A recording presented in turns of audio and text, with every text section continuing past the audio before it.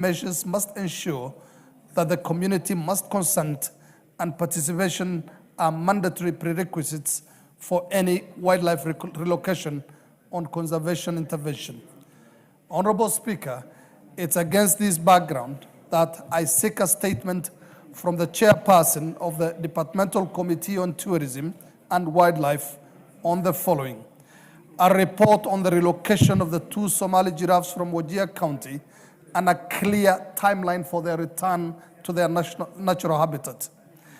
Number 2, measures being taken to ensure transparency and accountability in KWS decisions regarding wildlife translocation, including disclosure of any private entities involved in this particular case, and also measures being taken to establish an inclusive framework for wildlife management that recognizes community partnership, participation, and equitable benefit sharing. I thank you, Honorable Speaker.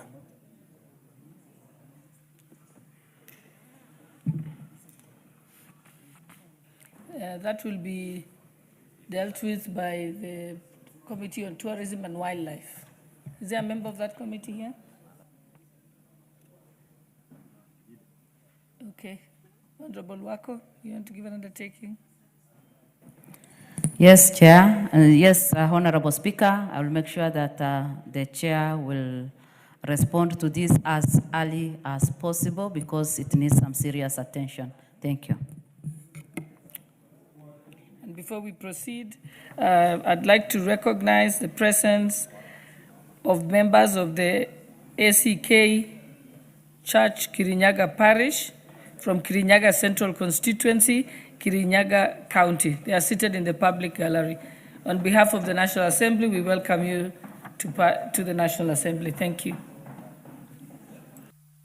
Honorable Oundo, you have a statement, request for a statement? Thank you, Honorable Speaker, for indulgence. Honorable Speaker, pursuant to provision of Standing Order 442C, I rise to request for a statement from the chairperson of the Departmental Committee on Labor regarding the reported assault of a Kenyan worker by a foreign national at the TCA Mabati factory in Eldoret. Honorable Speaker, one Andrew Tabu Kagwa Waliera, hold of ID number 3242230, and a resident of Sibinga sublocation, Nambuku location in Funyula constituency, was captured on video being violently assaulted, demeaned and threatened by his Chinese supervisor, Mr. Shi Zinding. This repressive act, now in the public domain, has sparked widespread outrage and raised serious concerns about the treatment of Kenyan workers by certain foreign employers operating in our country. Honorable Speaker, the victim is currently in poor health, nursing serious injuries sustained during the assault. He has been unable to resume his duties effectively and shockingly is now reportedly facing threats of dismissal from employment. Even more worrying is the allegation that he was coerced into recording a video with his assailant purporting to forgive him, an act clearly aimed at repressing the truth and obstructing justice. This matter goes beyond an isolated case of assault. It touches on the dignity of Kenyan workers, the sovereignty of our labor laws, and the responsibility of the state to protect citizens from abuse, intimidation, and unlawful treatment within their place of work. Honorable Speaker, it's against this background that I seek a statement from the chairperson of the Departmental Committee on Labor on the following.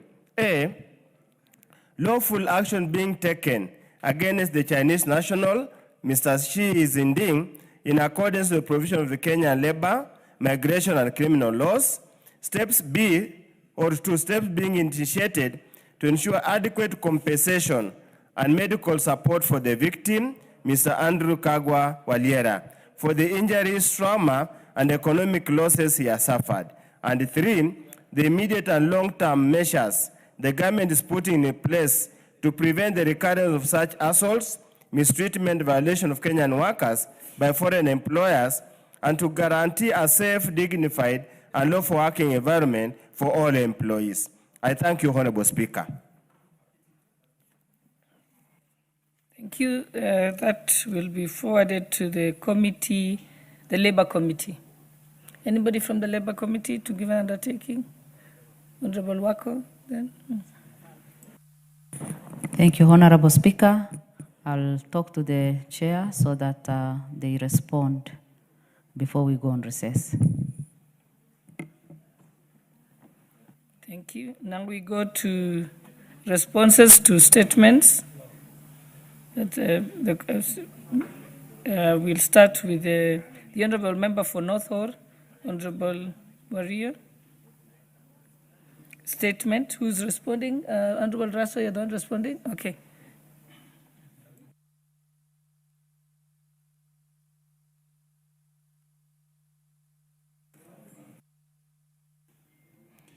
Thank you very much, Madam Speaker. Madam Speaker, the Member of Parliament for Northern Constituency, Honorable Ade Wario, has requested to be apprised of the plight of internally displaced persons in Marsabit County. The Honorable Member sought to be informed, plans to expedite and conclude the process of resettlement to the specific measures being implemented to restore and sustain long-lasting security and peace in Marsabit County. Honorable Speaker, Marsabit County has internally displaced people arising from 2017 to 2021 conflict. Consequently, the CS for Interior and National Administration has formed IDPs committee chaired by the county commissioner. Other members of the committee include the county government members, members of parliament, and the committee has the following terms of reference. Profile of internally displaced persons who are displaced from their existing homes and farms, make appropriate recommendation on how the problems of IDPs can be resolved. Honorable Speaker, the following measures have been taken. 1, formation of a county peace committee. 2, all political activities which are geared towards community animosity and divisions have been banned. 3, intensify both mobile and foot patrols, particularly in vulnerable and high-risk areas. 4, establishing temporary checkpoints along key route and access point to monitor movement and intercept any highway criminal activities, enhance surveillance, and ensure a quick police response. And 5, revitalization of community policing committees to strengthen collaboration between law enforcement agencies and local communities. And 5, community engagement and public sensitization through public barasas and consultative forums to sensitize residents. Signed by Honorable Kipchumba Murkomen, EGH, Cabinet Secretary for Interior and National Administration. Honorable Speaker, I beg to submit.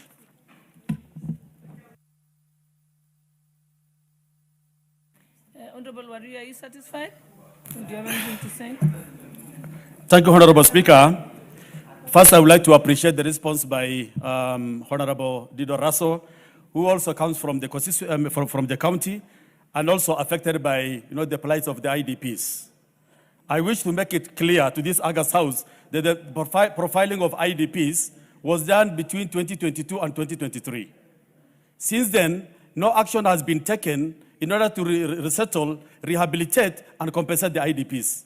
So in the statement, what I failed to realize is I made it very clear that we wanted to understand where this process has reached. In terms of timeline, unfortunately, in the statement, no mention of resettlement, what action has been taken in terms of compensation has been mentioned in the statement.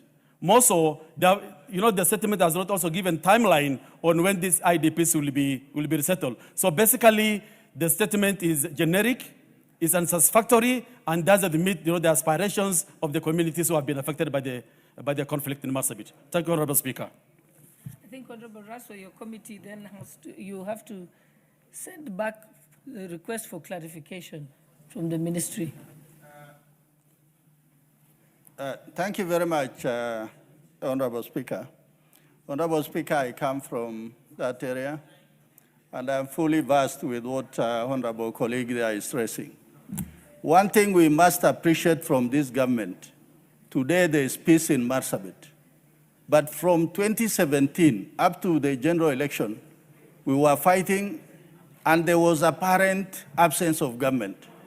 And today, the reason of us talking about this is because there is peace. Secondly, the government has gone further to form committee and also peace committee, so that I think, Honorable Raso, you are now holding brief for the ministry. I think all we need is your confirmation that you will seek the 3 clarifications that he wants. Thank you very much, Madam Speaker. Well guided. Okay, there's another response also to another question by the member for Insecurity North Hall. Honorable Raso, you have the response? Thank you very much, Madam Speaker. Madam Speaker, the Member of Parliament for Northern Constituency, Honorable Adewario, has requested to be apprised of the status of insecurity in Northern Constituency. The Honorable Member sought to be informed, 1, status of investigation into attacks against constituents of Northern, particularly in Shur, Awaye, Balesbura, Basic, Sarimo, and Korka. 2, the long-term measures being implemented to restore and sustain long-lasting security and peace. Honorable Speaker, the following incidents were reported in Northern Constituency in the recent past. 1 is livestock theft within Korka sublocation. On 1st March 2024, it was reported at Northern Police Station that Gabra herders who were grazing in the Lolo Ade area could not account for their 46 camels. The SOM was booked in OB 080103-2024. The police officers joined the herders in the search. They later established that the camels had crossed into Loyangalan sub-county through Moite, an area predominantly inhabited by the Turkana community. Subsequently, security and peace committees from both Northern and Loyangalan convened a meeting with Turkana elders, urging them to engage their kinsmen to release the stolen camels. The meeting yielded positive result, leading to surrender of 27 camels and 4 calves at Gas ASTU camp, which were later handed over to their rightful owners. However, the Turkana elders maintained that the Gabra community had overstated the number of missing camels. A team of officers led by the sub-county police commander visited the scene and established that there were approximately 20 suspected armed Turkana bandits who had raided a Gabra Manyata at around 0100 hours, where they stole 464 goats and sheep, killed 1 camel and injured another, which were approximately valued at 3 million. The stolen livestock were driven towards the Kai area of Loyangalan sub-county, and subsequently a joint multi-agency security operation was mounted in the Moite area, leading to recovery of 142 goats and sheep. Thereafter, there was a reconciliatory peace meeting led by the Northern Sub-County Security Intelligence Committee. The Sub-County Security and Intelligence Committee has confirmed that Sarimo area, which is within Chargulo's sub-location of Northern location, remains a security hotspot owing to its expansive grazing fields and a single major water point contested by the Gabra and Turkana communities. Madam Speaker, the other incident reported is theft of livestock in Shur area. On 25 November 2024, a report was made at Shur Police Post. 150 camels were stolen and one person fatally injured. The report was booked by OB 02 25 11 2024. Police officers, with the support of local residents, recovered all the stolen camels and returned them to their rightful owners. The third is insecurity incidents in Balesbura and basic areas. On 6 September 2025, a banditry attack occurred in Balesbura and basic location within Marsabit North Sub-County, resulting in the fatal injury of 3 Gabra pastoralists and serious injury to 1 person in the Dambala Badana area. Following the incident, an inquest file 04-2025 was opened, and chiefs from both Marsabit North and Loyangalan sub-counties recorded their statement. Insecurity within Loyangalan sub-county. Honorable Speaker, on 13 October 2025, a report was made at Loyangalani Police Station by Epus Lichochi that suspected Gabra bandits had attacked and fatally injured a herder at one of water wells within gas location of Northern Sub-County. The incident was booked in OB. The deceased body was later interned in Loyangalani, followed a postmortem. On 19 October 2025, suspected Turkana bandits, in what is believed to be a retaliatory attack, shot and killed Guyo Elema Halake while he was herding cattle in Milima Siriko in gas location, Northern Sub-County. The long-term measures being implemented to restore security within the area. 1, STU camp at gas continue to enhance security within hotspot areas. 2, security agencies are sustaining continuous disarmament operation targeting illegal possession of firearms. 3, recruiting National Police Reservists to complement the police in the fight against banditry. 4, revitalization of community policing forums. And 5, facilitating sustained dialogue between communities through regular meetings aimed at fostering mutual understanding. Signed by Honorable Kipchumba Murkomen, EGH, Cabinet Secretary for Interior and National Administration. I beg to respond, Honorable Speaker. Member for North Hall, do you have any? Thank you, Honorable Speaker. The incidences of attack reported by the ministry are just a few among many others which were inflicted on the peace-loving people of North Hall. According to the report issued on 1 March 2024, a total of 46 camels were stolen. Out of these, 27 camels and 4 calves were later surrendered to their owners. The attackers were reported that 32 camels entered their territory, against the 45 reported by the community, while 4 died and 2 were killed by hyenas. However, the figures do not add up, revealing their clear contradictions. The 4 camels reportedly died while in the hands of the aggressors, and therefore compensation is required. The key question remains, what plans does the government have regarding the 13 missing camels? Honorable Speaker, on 2nd October 2024, it was reported that Turkana herders attacked Gabra satellite camps, stealing 464 sheep and goats, killing 1 camel and injuring another. According to the response by the ministry, only 142 shots, that are sheep and goats, out of 464 were recovered, leaving 322 still in the hands of the aggressors. Therefore, I'm seeking answers on when the remaining livestock will be recovered and returned to the rightful owners. Honorable Speaker, on 6th September 2025, heavily armed militia ambushed Gabra herders, killing 3 innocent herders instantly and injuring 1, who remains hospitalized and still not out of danger. 81 days after this incident, no arrests have been made yet. In a country governed by the rule of law, This raises serious questions about justice and accountability. Despite consistent intelligence reports and warning of impending attacks, the security apparatus has repeatedly failed to avert the losses.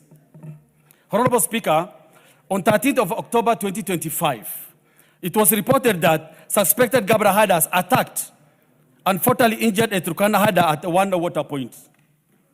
However, Wano is located deep inside Northern constituency, raising a serious question about why the victim had traveled so far deep into the area without the knowledge of the Gabra herders.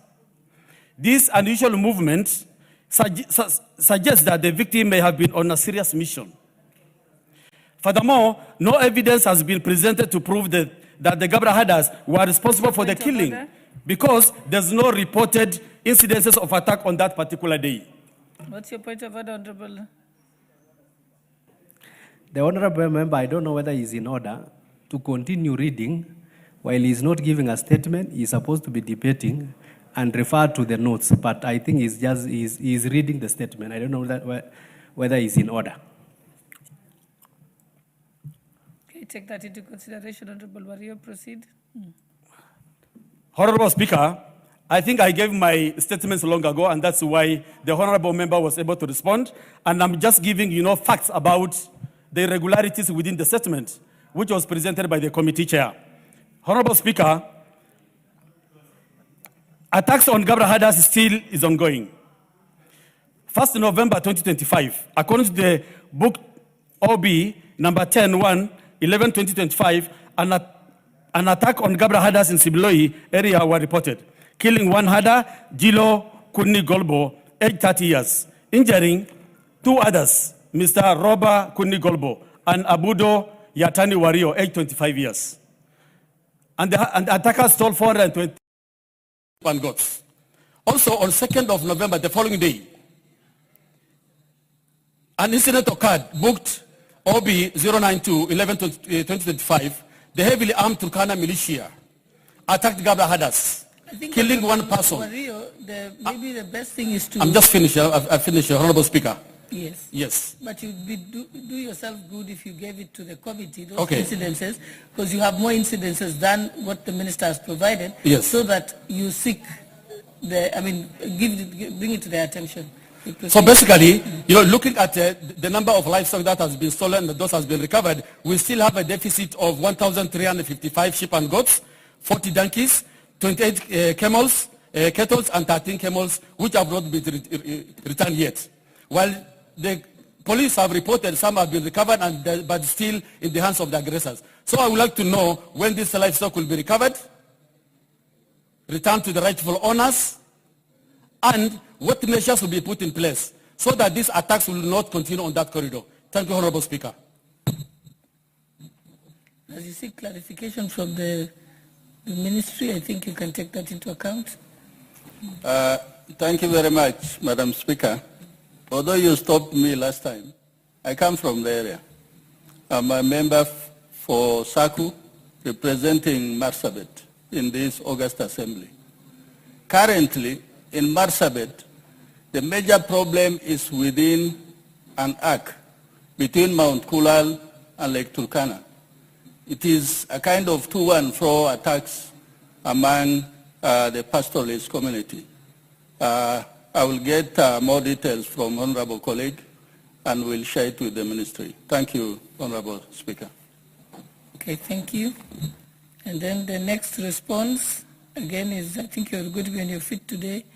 Again, Honorable Russell, to the request for a statement by Honorable Esther Passaris, member for Nairobi County. Thank you very much, Madam Speaker. Madam Speaker, the member for Nairobi County, Honorable Esther Passaris, requested to be apprised of a video clip that had been circulating on social media alleging a confession to rape by Pastor James Nganga.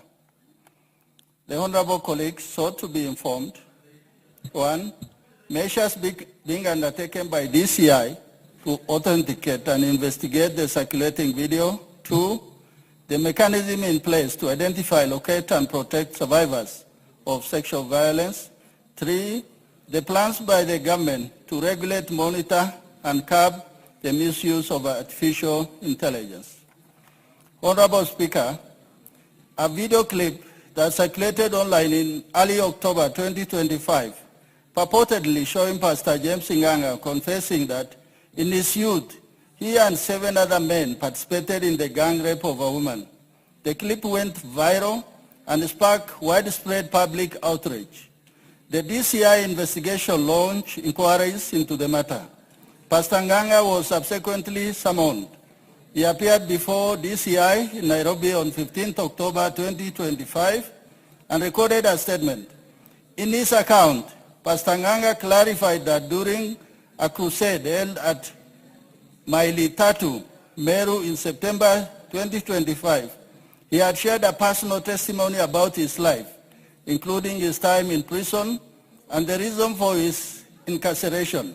He explained that the reference to a gang rape incident was a fictitious illustration drawn by stories shared by inmates, intended to emphasize that God can redeem anyone, regardless of their past.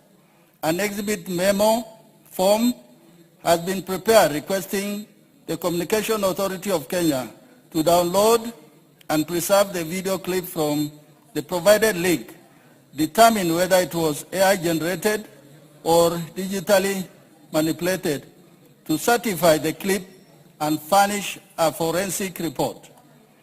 Meanwhile, the investigating officers in the process of identifying the congregants who attended the Mailitatu crusade with a view to interviewing them to obtain further investigative leads.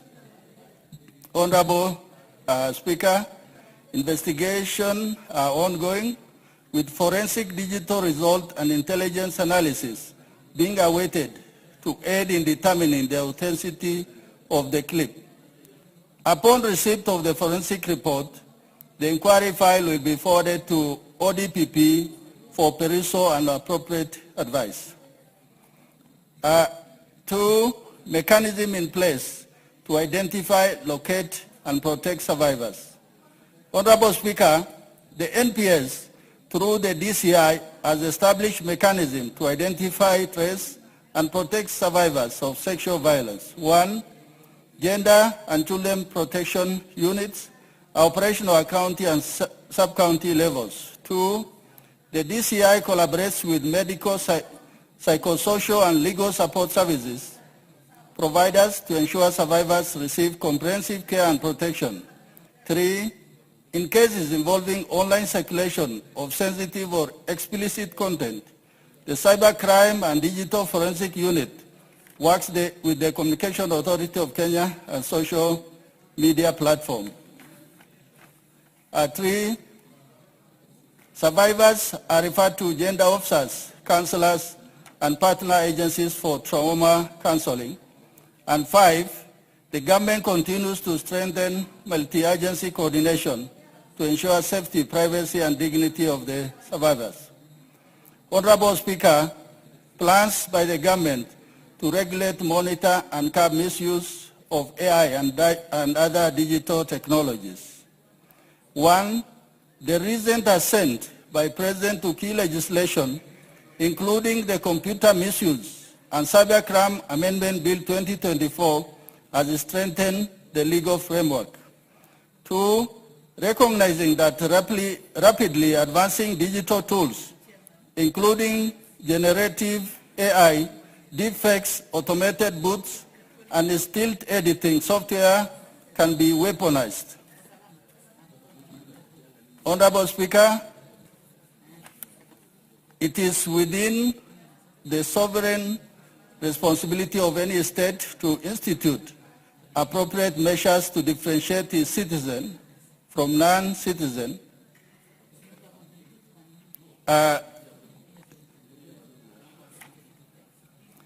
Honorable Speaker, given this fact, it will therefore be accurate. This is to do with, I think, the Nubian community in terms of within, I think, the statement sought, there was the issue of discrimination of some of the Kenyan communities And this is what the minister responded. Given this fact, it will therefore be not accurate to assert that members of the Nubian community have been denied recognition as Kenyan citizens. Madam Speaker, the government remains fully committed to promoting inclusion, equity, and fairness for all communities in Kenya through ongoing reforms in registration, identity management processes, signed by Honorable Kipchumba Murkomen, Cabinet Secretary for Interior. Thank you, Madam Speaker. I beg to respond. Very much, Chair. The Honorable Passaris, do you have specific clarifications to seek on this one? Thank you, Madam Speaker. Madam Speaker, as you're aware, we've just started the 16 days of activism against gender-based violence. So I rise with absolute concern about the escalating dangers faced by women, girls in our country. And that is what brought about the statement that I was seeking. The events of the past week, Madam Speaker, I want to bring this to your attention. The events of the past week has shown us that we are not dealing with isolated incidents when it comes to gender-based violence. It's a pattern. It's a pattern of violence, neglect, and institutional failure. Honorable Speaker, the matter involving Pastor James Nganga generated intense national debate. When the video circulated, the pastor came out immediately. He addressed it, reacted to it, and in many ways acknowledged the clip, while making further remarks, some directed at me personally. But this is not about personalities. It's about whether the incident he described, whether many years ago or recently, involved harm to a woman whose story remains unknown. Violence does not lose its gravity with time. A possible survivor or her family may be living with unanswered questions. If nothing happened, the public needs clarity, grounded in professional investigations. What the chair has just told me in the response. Madam Speaker, do you know we have what is appearing in textbook, in structures in government, but not the reality on the ground. I mean, this country needs something like Magufuli style or Karisa Maitha, where you just take the bull by the horn and do something about it. Just this week, there's been a disturbing TikTok video of teenage boys harassing women in broad daylight, grabbing them, slapping them, dragging them, schoolgirls into videos without their consent. Why? Because they're looking for likes. That is sexual harassment. What are we doing about it? Madam Speaker, as I said, we are in the 16 days of activism against gender-based violence. There is Rita Mweni, Roysambu, Starlet Wahu, South B, Mary Wangui, Kasarani, Christine Soeta, Kakamega, Brenda, an MKU student in Thika, Irene Ayemba, and then there's Abigail. Abigail, here in Kasarani. Now, I want you to listen to this because you always interrogate Interior, okay?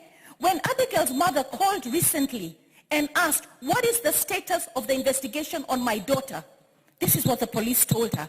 Wait, we have other cases. And then here you're telling me that we have structures and we are doing what is necessary, we are giving counseling, we're investigating. No, we are failing, okay? Honorable Speaker, no parent should have to hear that, wait, we have other cases. It is a reflection that the system is overstretched, it's under-resourced, and at times lacking in compassion. The Models Association has come to me and said they work in fear. They walk in fear. And I will be arranging for them during this period of 16 days of activism, not by bringing a question here anymore, but by taking them to the PS of Interior, to the DIG and the DCI. I've actually spoken to the DCI personally and told him, we need a human heart, we need compassion, we need to do something more than just say this is a case or a file. Honorable Passaris, eh? No, Madam Speaker. I'm being magnanimous, eh? Yes. Because you started with talking about the 16 days of activism. Yes. But I would like you to specifically go to this matter that you had raised. Yes. So that the chair, if you are satisfied by the response that has been given, specifically on this one. Yeah, but Madam Speaker, when it comes to this one, Pastor Nganga had already went to the DCI. He recorded questions. They're coming back to me on whether the AI clip is I mean, even for me, it's a bit ridiculous to tell me that we're still going to investigate whether it's AI or not. It is not AI. And now you're also going to the church to look at the congregants who listen. Pastor Nganga has owned up to this clip. So that is telling me you're wasting a lot of time. Get to the details. All right? There is a woman out there. Probably she died. Probably she bore a child. Probably she got HIV. Right? You're not telling me how you're going to identify in that area where the rape was concerned. Was there a reported case? Can you reach out? I've seen America solve cases with forensic. 30 years past. What are we doing? Where is our forensics working? Is it working? And then when it comes to Pastor Nganga, do you know, I want to say, it is not when you seek forgiveness from God, right? It's more than just becoming a reformed person. It is also going and making peace with those people that you wronged. And if he wants, we should find the victim. And we should actually come out clearly that rape is not right. Madam Speaker, I want to take you to what's going on in South Africa today. Because it's so important. It will happen in Kenya. Honorable Speaker, South Africa recorded this year alone 5,475 femicide cases. And now it's been declared a national disaster. We don't want to head there, but we are almost heading there. And we're heading there because there are files like that one of Abigail, right? And this one of the victim who was gang raped 8 times. I want you to imagine this. Gang raped by 8 women, left there lying like a dog. Those were his exact words. And you're coming here and telling me you're still concerned about the AI video? Get it real. It's not about the AI video. The AI video coming and clarifying to me that the AI video is actually an original, and the church members have said this and said that, find me the survivor. Find me justice for the survivor. Tell me what happened with this case. There must have been a patient in a hospital. There must have been a police case reported. There might have been a dead body. You can look at your records over 10 years. Where is the forensics? We should be able to solve these cases. These files of women who have been raped and killed in Kenya, and I've mentioned the names, they're gathering dust. The police are too busy. They have no compassion. They are bribed by perpetrators, and nobody is getting justice. So this was one case that you could have run with, but here you are interviewing the people who had the clip. That is not the case. The case is about the survivor. Tell me what you're doing about the survivor. You have not responded to me about the survivor. Abigail's case, they said they have no reagents to do the DNA with the chief prime suspect who was arrested, probably released and out at large to rape his next victim. Thank you, Honorable Madam Passaris. Speaker, this is serious. Honorable Passaris, we fully understand that this is a serious matter. Chair, would you like to make a comment on this? Do you have specific timelines? Do the police have the ability? Do they have the financing that is needed? Do they have the tools that are needed? And are there any timelines that you are going to give the Honorable Passaris? Thank you very much, Madam Speaker. I want to thank Honorable Passaris, first of all, for raising this particular matter. And indeed, if we must take this country serious, any crime by anybody, it doesn't matter at what level they operate in this country, nobody is above the law. And Pastor Nganga, whoever he is, I don't know him, he must be a personality who is known. He cannot take raping of a woman as a joke. And that is why the DCI had to call him. But the issue why AI came into the picture in this particular matter, his honorable colleague wanted to find out if this was actually an AI or it is a true thing that this gentleman talked from the pulpit. And that is why sometimes when you raise questions in Parliament, please don't try to mix things. Let us call a spade a spade. Was Pastor Nganga involved in this rape? If he is, then he must be pulled through to the end, including even prosecuting him. Indeed, he also confirms that he was incarcerated, he was jailed. Would it be on the same or on some other issues? On some other issues? Chair, Chair, let us be specific. You are telling us what the DCI should do. You are the chair. Of course, in the absence of the chair, you are the chair. So when are these activities that you're indicating, when is it going to be done? Do you have timelines so that we can close this? Madam Speaker, I'm not emotional about this matter. What I am about is facts.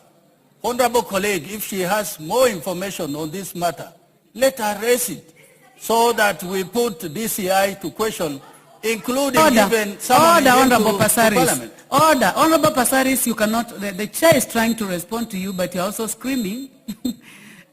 You know, do not do that. I've given you adequate time to raise your question. You have actually gone ahead and explained. I also let you do it, so let us give some 2 minutes to the chair, and that will be the closing remarks. Chair, be specific so that we can close this.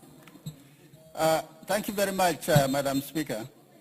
Madam Speaker, just on this particular case, as a committee, we are going to summon the DCI. This could not be just the case. This could just be one of them, so that he explains to us what they are doing about this matter. Thank you, Honorable Speaker. Thank you. Thank you very much. So in 7 days, so that we have timelines for this work, 7 days. Thank you very much. Next order. What is out of order, Honorable Member for makwiny constituency, Honorable Suzanne Kiamba? Thank you, Honorable Speaker. I have been sitting here listening to responses for statements. Honorable Speaker, I'm very disturbed because I gave a statement on 13th March to the chairman of housing. I've risen on a point of order 2 times on this floor of a house. Honorable Speaker, I have not gotten any response. Honorable Speaker, I'm wondering, who should follow up? I've followed up in the table office everywhere, and I've not gotten a response. And this question, I was asking the chairman on behalf of Kenyans and on behalf of my constituencies. Honorable Speaker, what would be the way forward? Thank you. Way forward on getting a response, which I've asked on 13th March, and I've stood on the floor of the House on point of order twice, and ever since, I've not gotten any response. Thank you, Honorable Speaker. Well, are you a member of Housing Committee? And would you like to respond on that?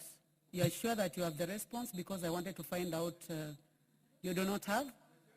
Okay, where is the chair? And the chair is here. Thank you very much, Chair, for being in the House.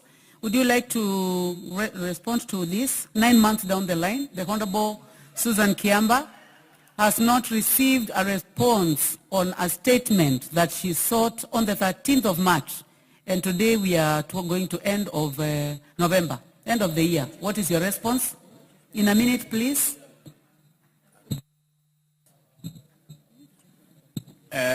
Madam Speaker, I wish to request for time. You remember, Madam Speaker, when that question was raised, we went for recess, and of course we had organized to come and give a reply, and then the minister has not done a good report on it, so we're still requesting. I will still request for probably 1 week so that I can respond to it. Okay, from March to now, fair enough, review your documents and give a response in, you said 1 week. So be it. Thank you. Next order. Before we go to that, Honorable Rahim Dawood. Honorable Rahim. Honorable Suzanne, so that we move to the next business, the chair said that you're going to get a response in 7 days, in a week. You know we are closing the session, and now you have ordered in 1 week. So I think, am I being assumed? Because now it is, we passed 3 sessions, and now you have said within a week I should be answered. Will it be online, or how will I be answered? Thank you, Honorable Speaker. Honorable Suzanne, for your information, we still have a week in this house, and this is a house of records, and the chair has made a commitment that you will get your response in the next 1 week. So 1 week, good enough, and have you accepted? You accepted, so thank you. Honorable Dawood? Madam Speaker, I want to do for the President's speech, that's why. Very much. Next order. Order number 8, the Local Content Bill, National Assembly Bill number 45 of 2025, first reading. A bill for an act of Parliament to provide a framework to regulate local content in Kenya, to promote the local industry, provide the sourcing of locally produced goods and services, and for connected purposes. Order number 9, motion, debate on the President's address, second allotted day.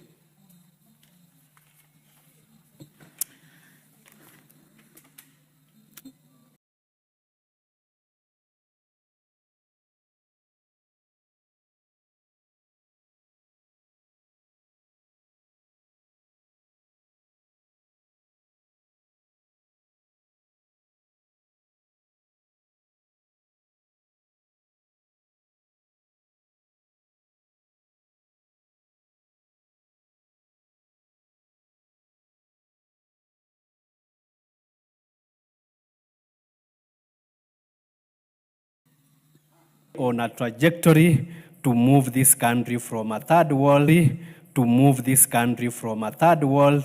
into a first world, the Singapore of this world. I would like to specifically look at on the issue of infrastructure fund. That fund will be the injection that has been required and has been lacking for us to be able to develop. Looking at the proposal that will come to this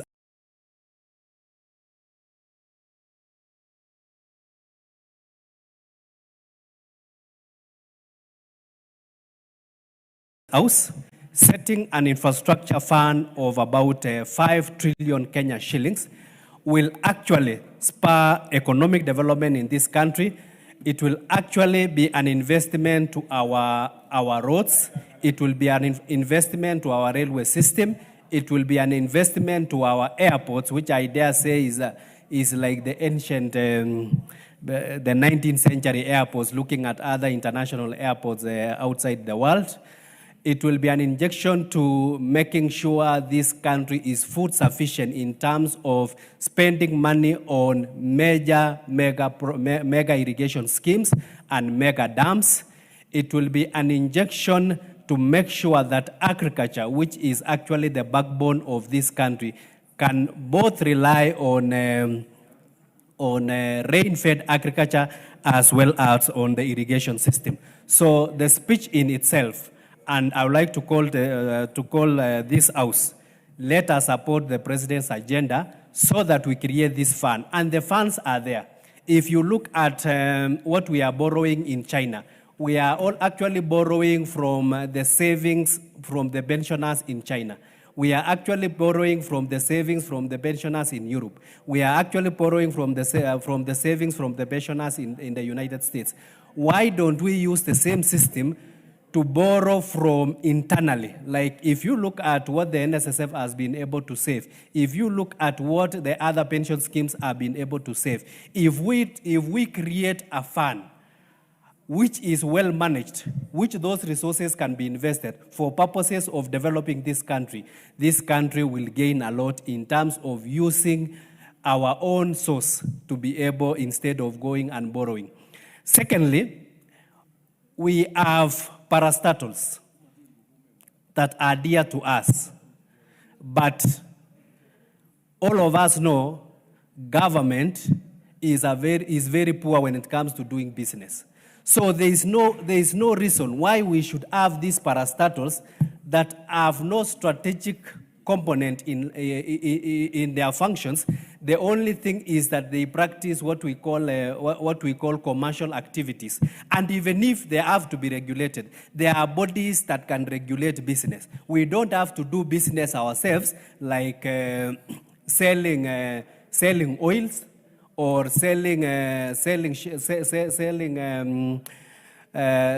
bundles in Safaricom for us to be able to have that strategic component. So it is very important that given this bill that will come up for the infrastructure fund, we look at the entirety of our parastatals and the need to be able to streamline them, the need to give the private sector to be able to do business. And I believe if we are going to look at these parastatals, we shall be able to get enough funds, about 1 trillion, that we can bump into the infrastructure fund for purposes of developing the infrastructure that is needed in this country. Secondly, a healthy nation is a wealthy nation, or a wealthy nation is a healthy nation. If you look at the reforms that are coming up in SHA and the strategies the government has put to make sure that all the indigents are registered, all of us should come together to make sure that all Kenyans, whichever they are registered and become members of SHA, so that finally we can be able to offer universal free health care system. And whenever you have a free health care system, we shall create, because if there is something that causes poverty in this country, is whereby a situation whereby your relative is sick and you have to cover around 2 million, and the only thing you are forced is to sell your assets so that you can be able to offer that treatment. If that can be brought to a stop, we have a working free healthcare system. It will save this country. So I support the president in his State of the Nation address, and we shall make sure that all the... Thank you. The Honorable Robert Mbui, member for Kaviani. Yeah, thank you, Madam Speaker, for this opportunity to also make a contribution on the State of the Nation address by His Excellency the President. Madam Speaker, first I want to say it's very important to note that there are specific things that the President is supposed to address, and that is a report on the measures taken and progress achieved in the realization of national values and principles of governance. He's also supposed to deal with the issue of the progress made in fulfilling international obligations of this republic, and then also the state of national security. So it's very specific. Madam Speaker, unfortunately, the President is very good at making speeches. When he came here, he had those long, drawn-out speeches that he's normally good at, which unfortunately went beyond what is expected in law. And being an excellent marketer, then I saw that people were excited that what he was doing was maybe the right thing. But I want to say it is very specific. Our Constitution is very specific on the things that he's supposed to have been doing. Madam Speaker, it is important to note that the President did tell us that we are doing well. But then I want to say that you don't tell people that they are doing well. You cannot go and tell your neighbor you're doing well. The neighbor must be able to feel it. You know, parents are unable to put food on the table. Parents are unable to take their children to school and pay school fees. Unemployment is at an all-time high. I don't know how then you can tell us that we are doing better. And the reason we are unable to feed our families, Madam Speaker, is because we have less disposable income. Because in the 3 years that this regime has been in power, salaries of Kenyans have gone down 6 times. 6 times. So we have less disposable income. We are unable to feed our people. But then we are being told here that we are doing better. The country is doing better. We are much better off. It's very unfortunate. Now, the only thing I can say, I can give this regime is that they're very good at cash handouts. They've been going all over the place. I don't know, public empowerment. In campaigns, we are seeing them dishing out, handouts. But you cannot develop a country. You cannot move a country to the first world with cash handouts. Now, I want to go specific to the issues that are supposed to be addressed by the President. On the values and principles of good governance, that is Article 10. And I'll start with one, which is transparency and accountability. The President did cite Singapore. The reason Singapore has reached where it has is because of integrity. It's because of transparency. It's because of accountability. I don't know whether this regime is being run in those terms. Madam Speaker, I want to point out that Singapore is corruption-free. Is Kenya corruption-free? I will not even bother to answer that question. Every Kenyan knows. Now, you cannot begin to tell us we are going to be like Singapore when corruption is the order of the day. Madam Speaker, in terms of transparency, you know that the law is very clear about borrowing. The public debt must also be contained and controlled by this house. But this regime, Madam Speaker, has been borrowing and has been borrowing from under our noses. And members are aware, but they ignore. Because when you hear something called securitization, Madam Speaker, for all intents and purposes, the last time I had the majority leader challenge me, I want to challenge him to read the definition. And the word loan is actually used to define securitization, because you're taking money in advance for road maintenance levy fund. The money that people will pay fuel 10 years from now is already being spent now. That is a loan. So I want to say that this is not transparent. We are borrowing beyond what we should borrow because we are hiding. Now, Madam Speaker, the second one is public participation. You know that's a value that this country must, as espoused in the values and principles. Public participation, whenever we are passing any law, we are supposed to go to the public. You remember when we were passing the finance bill, Kenyans said no to so many things. When an impeachment motion was brought here against the former deputy president, Kenyans said so much. But this regime ignored, and members of this house also ignored what people said. That is what is supposed to be respected. Human dignity, Madam Speaker, is one of the values. How can you say we have human dignity when you see what happened? New York Times did give a report that Kenyans are actually being traded as slaves out there. And it is benefiting a few individuals. And you're telling us we're going to first world. How do you go to first world when your citizens are slaves in other people's countries? Madam Speaker, the issue of human rights is also another value. How can we say we are respecting human rights? And the president didn't even talk about it. How many Kenyans were killed in 2023, 2024? How many young Kenyans were shot? The president himself gave orders, shoot on the leg. And you're saying we are respecting human rights? I'm talking about the values that are here, that are espoused in the Constitution of the Republic of Kenya. Madam Speaker, the issue of regional balance. The Honorable Yegon. The Honorable Yegon, member for Bomet East. Thank you, Madam Speaker, for also giving me this opportunity to contribute on the State of the Nation address by the President last week. Madam Speaker, thank you. I would also like to contribute and put into context the few points I have, which the President touched on. The issue of SHA, which have registered immensely around 27 million people. And this one, it has shot up 3 times from the 9,000, which the former NHIF had registered. And NHIF was not servicing our people the way this SHA is doing now.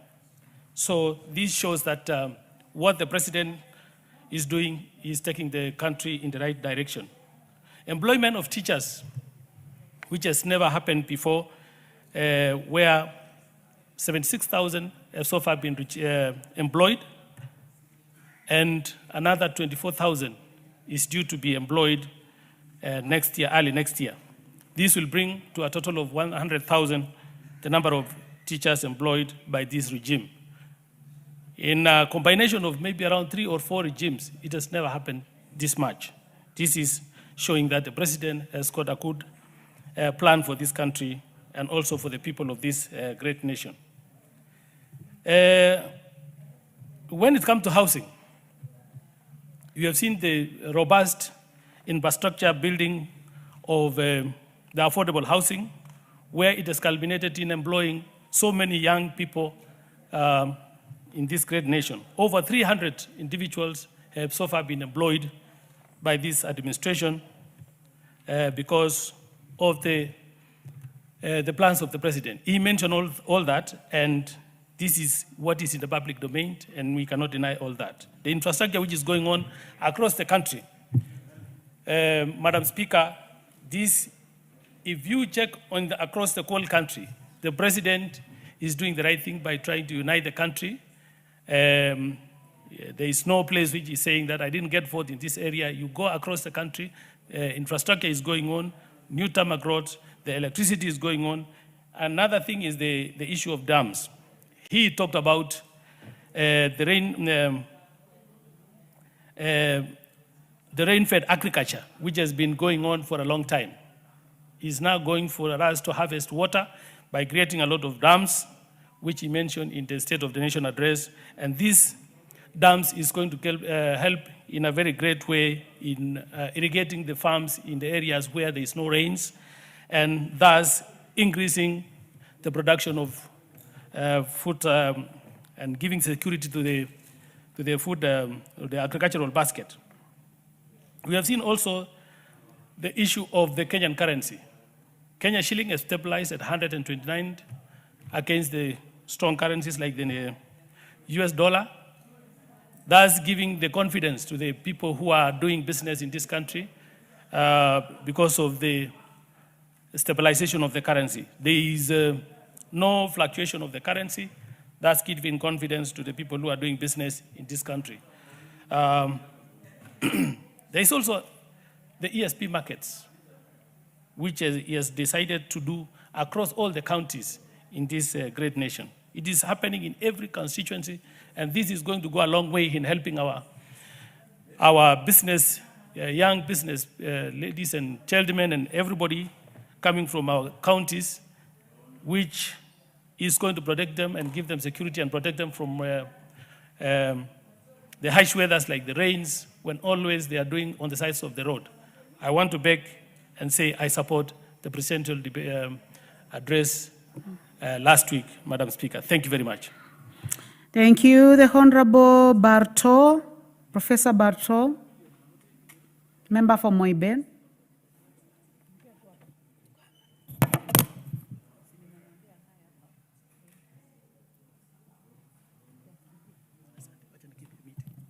Thank you, Madam Speaker. Let me also join my colleagues to make my contribution in the presidential speech.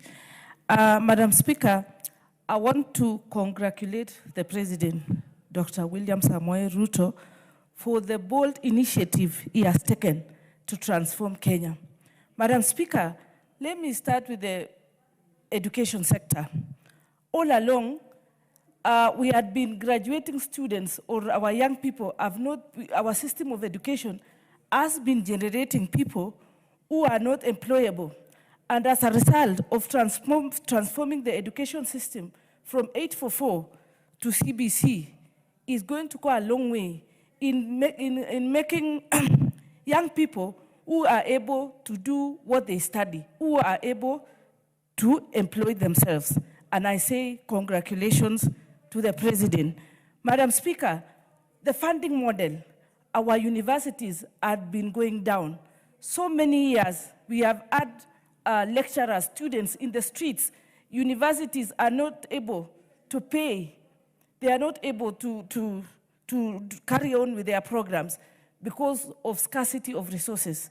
Madam Speaker, the transformation of the education system and the funding model has enabled the universities to go back and concentrate on what they know how to do better, and that is transforming young people and transferring knowledge to our young Kenyans. And I'm sure in future, it will go down history that all those people who are going through our education system will not be carrying envelopes, brown envelopes in the streets looking for jobs, but they'll be busy because they'll be job creators, they'll be entrepreneurs, and so many other activities. We'll not be finding them in the streets demonstrating, going on mandamanos, because they will be busy in building the nation. Madam Speaker, I come from Uasin Gishu, the breadbasket of Kenya in terms of agriculture. The support the farmers have received, the subsidy of fertilizer, Madam Speaker, has enabled the region to, for the record this time, there is a bumper harvest in maize, and I'm sure the price of unga will go down. And building the capacity of farmers, enabling them even to divest and go to other crops like coffee, is something which my people of Uasin Gishu now are appreciating. And I know in future, it will improve the economy of that region. Not to mention the infrastructure, the road infrastructure, Madam Speaker. A case in point is the Rironi Malaba Road. Last year, during the festive season, travelers got stranded in between Naivasha and Nakuru, to an extent that some children they decided to start playing soccer because of the traffic grid. The vehicles were stuck for 72 hours. They were not moving back or forth, and it reached a stage when they decided, I think the children got tired, and then they decided to just entertain themselves and play soccer. That is, I mean, dualing that road from Rironi to Malaba, Madam Speaker, is a masterstroke, and it is going to enable us or enable travelers move with ease. A case in point also is my own constituency, Muibeni. All along, we have had roads which had been in bad state for a very long time. They had been earmarked for tarmacking. They had been budgeting and rebudgeting, and no movement, nothing happens. But Madam Speaker, I can tell you for now, my people are very happy because the Tachasis Chebiemit Road is going to be tarmacked. The Kaplogoi Birika Road is going to be tarmacked. The famous of Pande Road, which is the only, which is a road in town, in the city of Eldoret, it's a Maram Road, is going to be tarmacked. Cabernes, Koisagat Road is going to be tarmacked. And I'm just giving a few examples in my...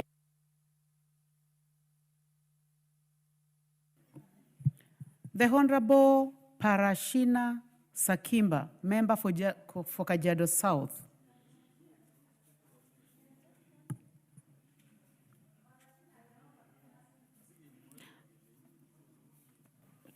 The Honorable Victor Koech, member for Chepalungu. Is the Honorable member in the House? You're in the House? Yes. Oh, please proceed.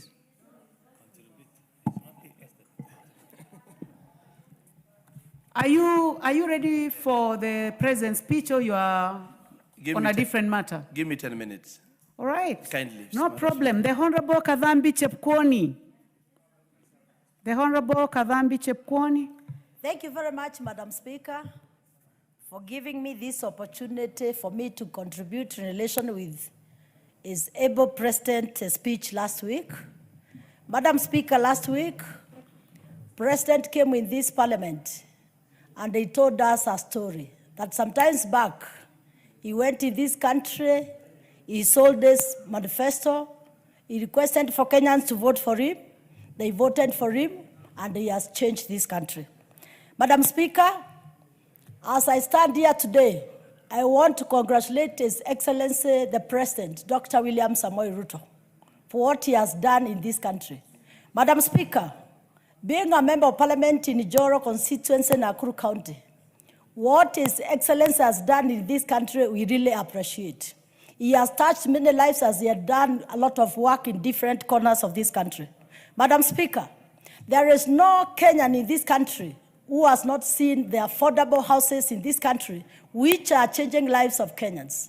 Madam Speaker, we are also happy that we are seeing the first time when women can have good places for their works. We have seen market in this country. And Madam Speaker, as I stand here today, I'm one of the beneficiary member of Parliament, having 3 markets in my constituency which are ongoing. We cannot forget the wrongs which are happening in every corner of this country. We had a challenge, Madam Speaker, where the contractors had ran away from the roads, but they are now back because the same president has made sure that there's allocation of funds and we are seeing a lot of works going on. We cannot forget, Madam Speaker, one of the success stories Excellency the President has done in this country. We have seen employment of the teachers, almost now turning to almost 100,000, Madam Speaker. We cannot forget, Madam Speaker, the life-changing of the TVET for youths in this country. We really appreciate, and I'm saying that because I'm talking as a model in Nakuru County, that one of my big TVET, which was launched by the President last year, July, has really transformed We had around 200 youths. Today, I'm having around 2,500. And I'm expecting next year, I might be having around 5,000.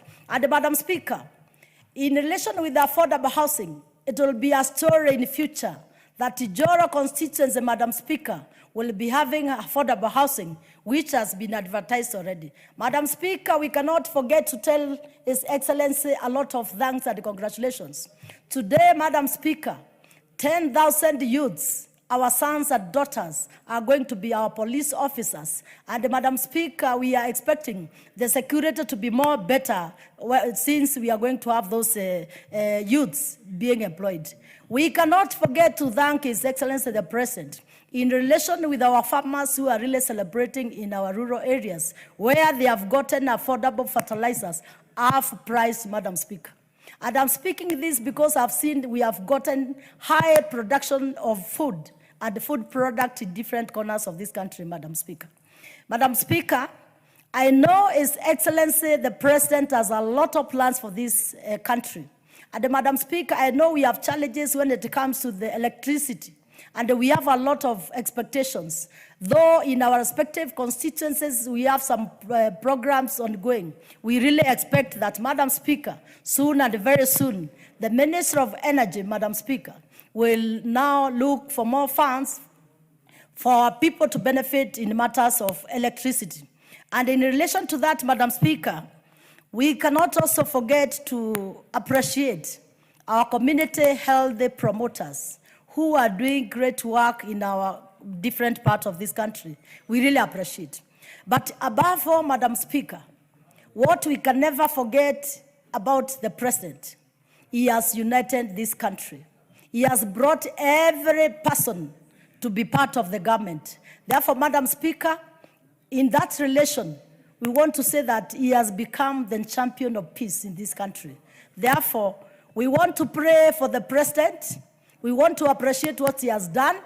And Madam Speaker, we cannot shy away to say that he deserves another term. We want to pray for him, to pray for this nation, and may God bless this country and bless our President. God bless everyone, and thank you very much. The Honorable Victor Koech, member for Chepalungu.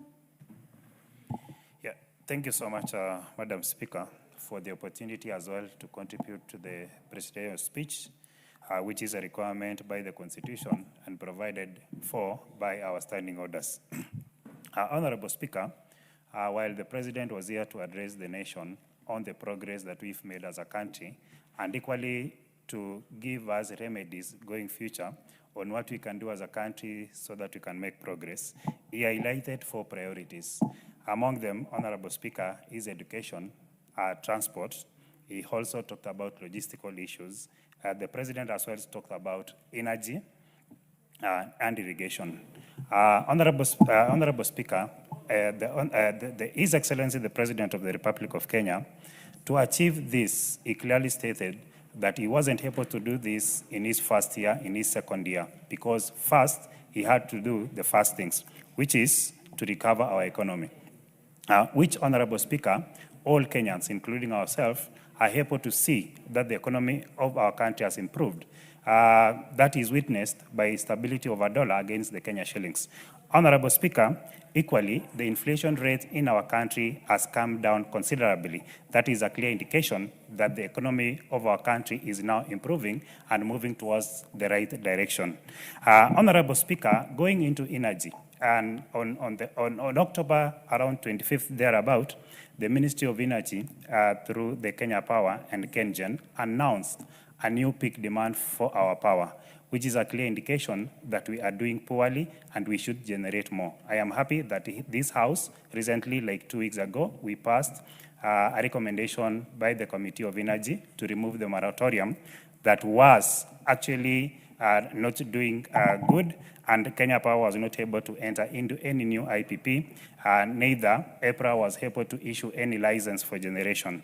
Honorable Speaker, if we want to invite investors and anyone who want to participate in industry or industrial works, if we want to invite investors and to attract investors to our country, then we should have cheap and very reliable energy. The way to go, Honorable Speaker, is to attract more IPPs and to issue more licenses so that generation can pick up. Honorable Speaker, on the issues that the President touched on this House,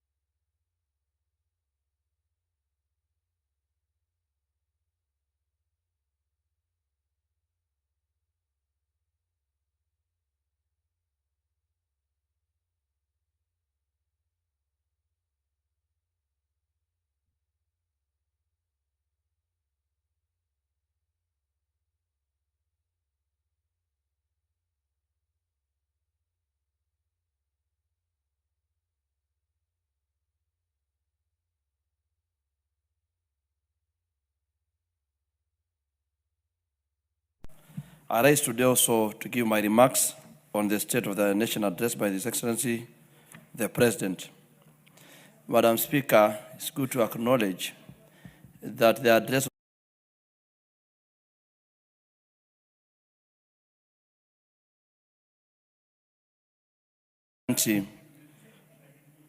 is the economy of our nation was undergoing pressure and citizens are demanding relief. And honestly, Madam Speaker speaking, it is good to stand on what His Excellency was able to speak about. It is about the biggest achievement that we are able to see is a program that he has on the 5 trillion national transformation agenda, focusing on infrastructure, energy, and even irrigation. As given last year, we were able to see certain kinds of roads which were able to be restarted again. And the roads are able to connect our regions from different regions in this country, which is commendable, giving us a surety on even, there are stalled projects that were not done since 2023, but now they are ongoing. And his program on the 5 trillion, many people are talking and saying, is it possible with faith and plans which have been set aside,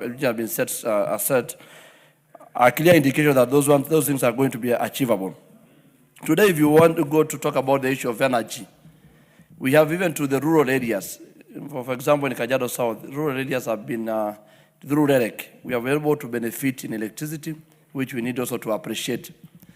In terms of infrastructure, there's a road that connects us Taveta and Kajiado. It's also ongoing. The road has not been started for many governments which are there before, but through the President, that road is ongoing. I also comment on the issue of the new establishment of State Department for Research and Innovation. For any modern growth of an economy or a country to be in a modern competitive, not only in the region but in the entire world, then you can never do without research. And His Excellency the President, having started that one, is a clear indication that our economy is not only doing on what is in paperwork, but again, many things have been done on research on the same. And it has come out very clear that physical discipline is a key importance in the growth of a country. We have taken a little time, people complaining about they are not seeing circulation of money in the economy, but today we can able to say we are able to move without borrowing as it used to be before. The proposed expansion of healthcare, basically towards the cancer patient, from 550,000 to 800,000. This is a very, Kenyans have received it in a very happy mood. And the people asking themselves, if today a cancer patient can be able to access 800,000, people can now get their life back at stage 1 and stage 2 of their cancer. So we wish you also, it came clearly during the presidential address. We need also to understand and see the boost and how he's handling the issue of agriculture in the speech. And irrigation is the key way to go. I don't want just to mention my constituency or the regions we come from, but a lot of irrigation projects are ongoing. And at the end of the day, you'll see with the issue of the rains that we cannot able to decide when the rain can rain, then irrigation is the only way to establish and stabilize an issue to do with agriculture. Madam Speaker, it is upon this House now to able to do their oversight role. Under Article 95 of our Constitution, that enable us to hold the executive into account. The President has already said, as I conclude, but something needs to be done on our oversight role. Thank you, Madam Speaker. The only issue that I just wanted to emphasize is the issue of comparing Kenya with Asia and Singapore. What we need to know that we might not be there today or tomorrow. Thank you. The Honorable Yusuf Mohammed, member for Wajir West. In the absence of that honorable member, the Honorable Julius Meli, member for Tinderet and Chair Education. Thank you, Madam Speaker. Madam Speaker, I rise this morning to contribute to the President's address to the nation, which is actually a constitutional requirement specifically put forward by the drafters and Kenyans that each and every year the head of state is going to address the nation on the pertinent issues that are running across the country, and more importantly, on the state of the nation in terms of progress made, in terms of the national security, and more importantly, on international obligations that the Republic has entered into. Honorable Speaker, the President's address was one of its kind. It was an address that, that gave us the vision. It shows courage. And it was actually an address that was giving the direction under which Kenya has come from and where we want to go.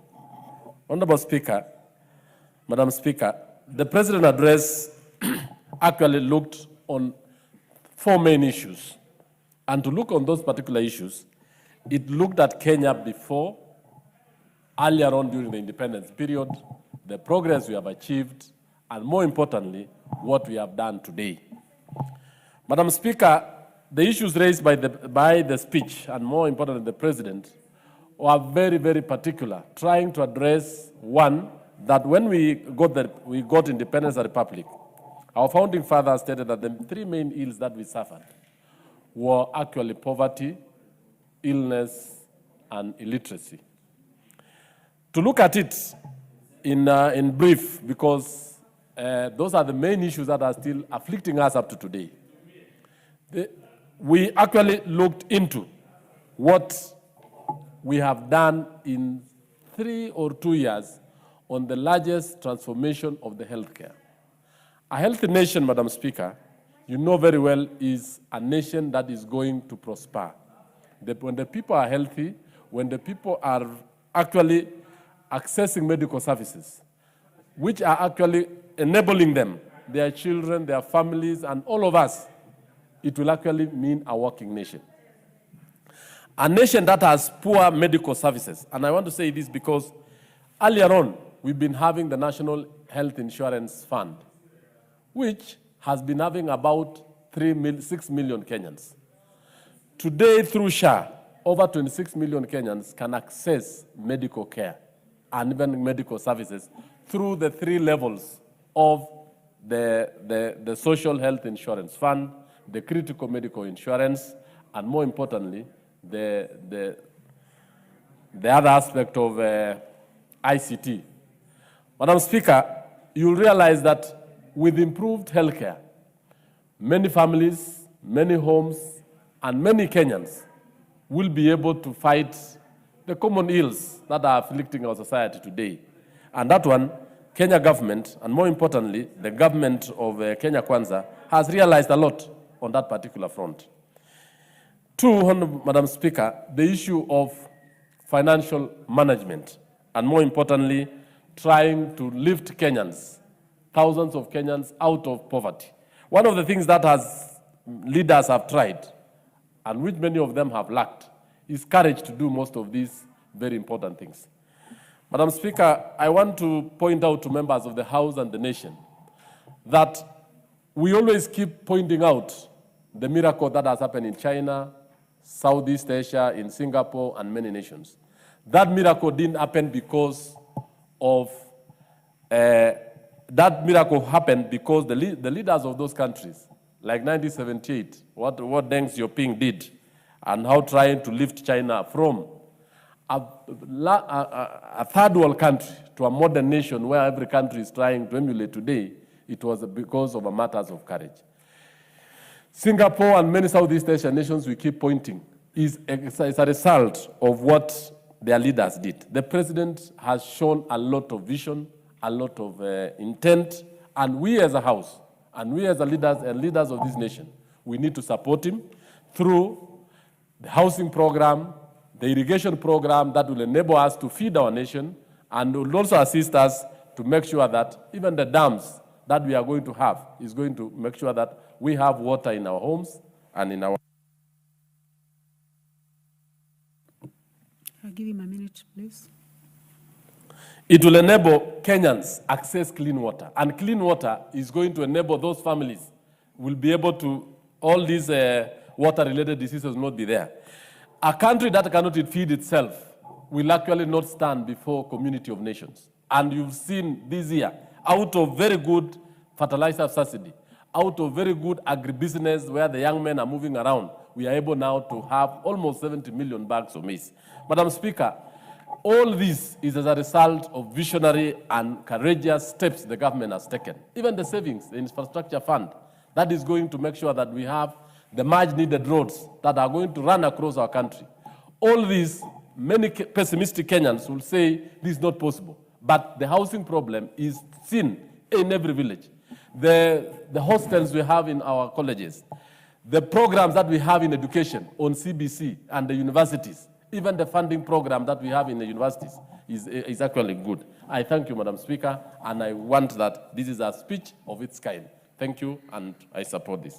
Thank you very much. The Honorable Samuel Atandi, member for Alego Usoga. Thank you, Madam Speaker, for giving me the opportunity to give my views on the State of the Nation address by the President, His Excellency the President. Madam Speaker, let me begin by saying that I am in full support of the State of the Nation address as contained in a 30-page document, which is before the House. Madam Speaker, from page 1 to page 30, the President has outlined some of the most important successes of this regime. which range from the success in the agricultural performance of the economy, the investments in the health sector, which is giving us results, the investments in the energy sector, the investments in the housing and infrastructure. Honorable Speaker, the President was able to outline some of the most critical areas and the performance of the economy, which we fully support.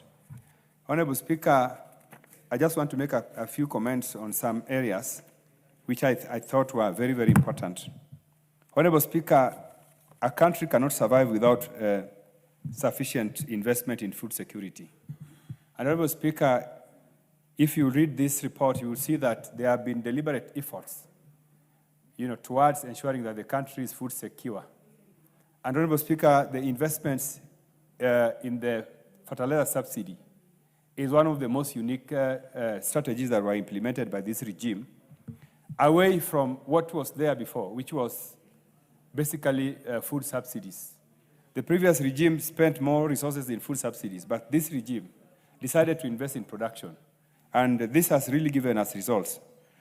Honorable Speaker, we cannot create jobs and expand the economy in the area of industrialization if we do not invest in the energy sector. Therefore, to this end, the President gave us a very clear roadmap towards ensuring that the country has sufficient energy, which in turn will be able to help us industrialize quickly. Honorable Speaker, I just wanted to mention something on public debt. And Honorable Speaker, some people are saying that the new strategies which the government has employed, which includes finding new ways of raising capital for our investments, such as securitization. Some people are saying, Honorable Speaker, that these are illegal undertakings. Honorable Speaker, I wanted to correct those people by saying, for example, Honorable Speaker, that something like securitization of fuel levy, which is the one that is being questioned more.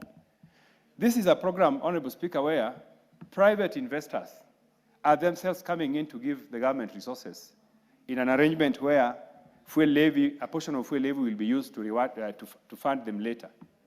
This is something which you cannot do if there are no sufficient legal safeguards. Because a private investor is, first of all, keen that the resources they're putting in a program, they will be able to recover those resources. So for some members of parliament to articulate that this is an illegal program, I think this is really defeatist. And I think it shows how narrow-minded some of our colleagues are, especially when they are approaching, questioning some of these programs in a manner suggests that they are actually, thinking tribally. They are thinking tribally. They are not thinking about the impact of some of these programs to the people of Kenya. Honorable Speaker, there are so many contractors who were stalled. They were stalled for years. They went to court. They were even, they went to court and court awarded them some serious claims.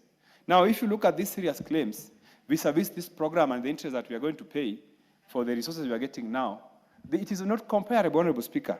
So, Honorable Speaker, I want to stand here and say that there is no illegal borrowing program that the government is engaging in. These programs are not, these are resources that are coming from people, investors, private people, who have looked at the legal regime around them, and that's why they have developed confidence to be able to put their resources into these programs. Honorable Speaker, Kenya is one of the largest economies in Africa. We are actually number 6, after South Africa, Nigeria, Egypt, Morocco, Algeria. Honorable Speaker, I know we have our neighbors like Kenya, like Tanzania and Uganda. But let me point out, Honorable Speaker, that these are not our peers. Our peers are elsewhere. So when you are looking at making comparisons about the performance of Kenya's economy and our sisters in the region, you cannot do that. Because, for example, Let him have 1 minute, please. Thank Make it 1 minute, please. Thank you, Honorable Speaker. Honorable Speaker, for example, the size of Kenya's economy. Our GDP is 4 times that of Tanzania and 5 times that of Uganda. So when you are, looking at the growth of our economy vis-a-vis these ones in the region, please make comparisons to South Africa, to Nigeria, to Egypt. Then you will see that if you make comparisons, the growth of those economies vis-a-vis our economy, we are actually doing better than our peers. So I saw some member, Honorable Speaker, claiming that, our peers are doing better than us. These are not our peers. Our peers are the countries I've mentioned to you. We are number 6 in Africa. And lastly, Honorable Speaker, Kenya is on the right track. Kenya is making very good, positive progress. And I want to thank the President for being bold. Some of these programs which the President is implementing, Honorable Speaker, you really have to be bold to do them. If you are a coward, you'll never do it. Thank you. Your minute is over. The Honorable Timothy Toroitich, member for Marakwet West.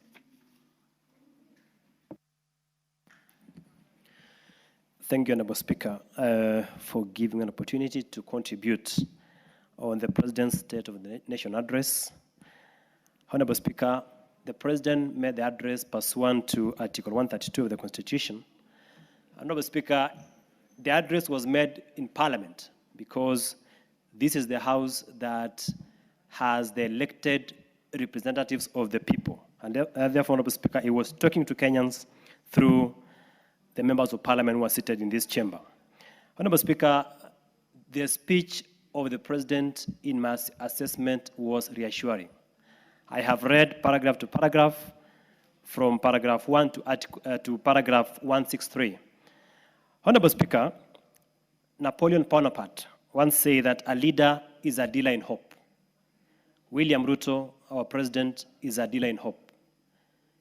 He has reassured this country that he will work so hard to take this country from a third world country to a first world country.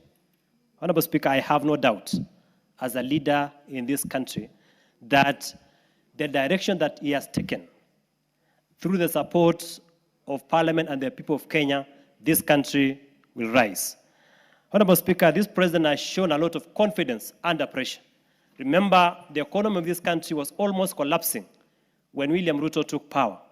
Honorable Speaker, as we speak, our economy has grown as evidenced by the speech that he gave. Honorable Speaker, he summed it up under paragraph 17, and he said, quote unquote, it can be done. I also believe as a leader that whatever the mind perceives, it shall be achieved. Honorable Speaker, if you look at education, for example, this government so far in the last 3 years has employed 76,000 teachers. We are projecting that in next year, we shall employ 100,000 teachers. Having that, the governor has planned that next year, January, they shall employ extra 24,000 teachers, making it 100,000. Honorable Speaker, insofar as matters to do with education, I am happy that the President recognized the contribution of CDF, the Constituency Development Fund, insofar as infrastructure is concerned. Honorable Speaker, in the speech, he clearly captured that 23,000 classrooms have been built and 1,600 laboratories have been built under CDF. And that is why, Honorable Speaker, by the mere fact that the President recognized CDF means he has the good intentions, and we believe that the courts will give a favorable ruling insofar as the matter that is in court is concerned. Honorable Speaker, in matters of TVET, under the speech, the President noted that in 2022, we had 341,000 enrollment of TVET learners in our institutions. But this year, 2024, we have 718,000. That is a double, the numbers doubled, Honorable Speaker. Honorable Speaker, insofar as our roads are concerned, for me personally, the Mau Summit Road that connects to Eldoret to Malava, Honorable Speaker, for me, that is a major milestone that, as a leader, I appreciate the President for the same. Honorable Speaker, in matters of housing, if you look at institutional housing, I was asking myself, at what point would we get money to build houses for our institutions? Honorable Speaker, this government has tried, and so far we have several houses that are being built in our institutions. Honorable Speaker, the share factor. Share, as we speak, 27 million Kenyans have registered under share and therefore are getting those medical benefits. Honorable Speaker, the only two issues that were left out, we have 20,000 teacher interns who need to be confirmed. I believe that those teachers will be confirmed. Final, Honorable Speaker, as a House, the government has done a lot. Our role as oversight as a House must be enhanced. There are so many projects, housing, ESP markets, that have not taken off. Some have collapsed. Honorable Speaker, as a House, we must be able to oversight. And I've always said that the best way to assist the government.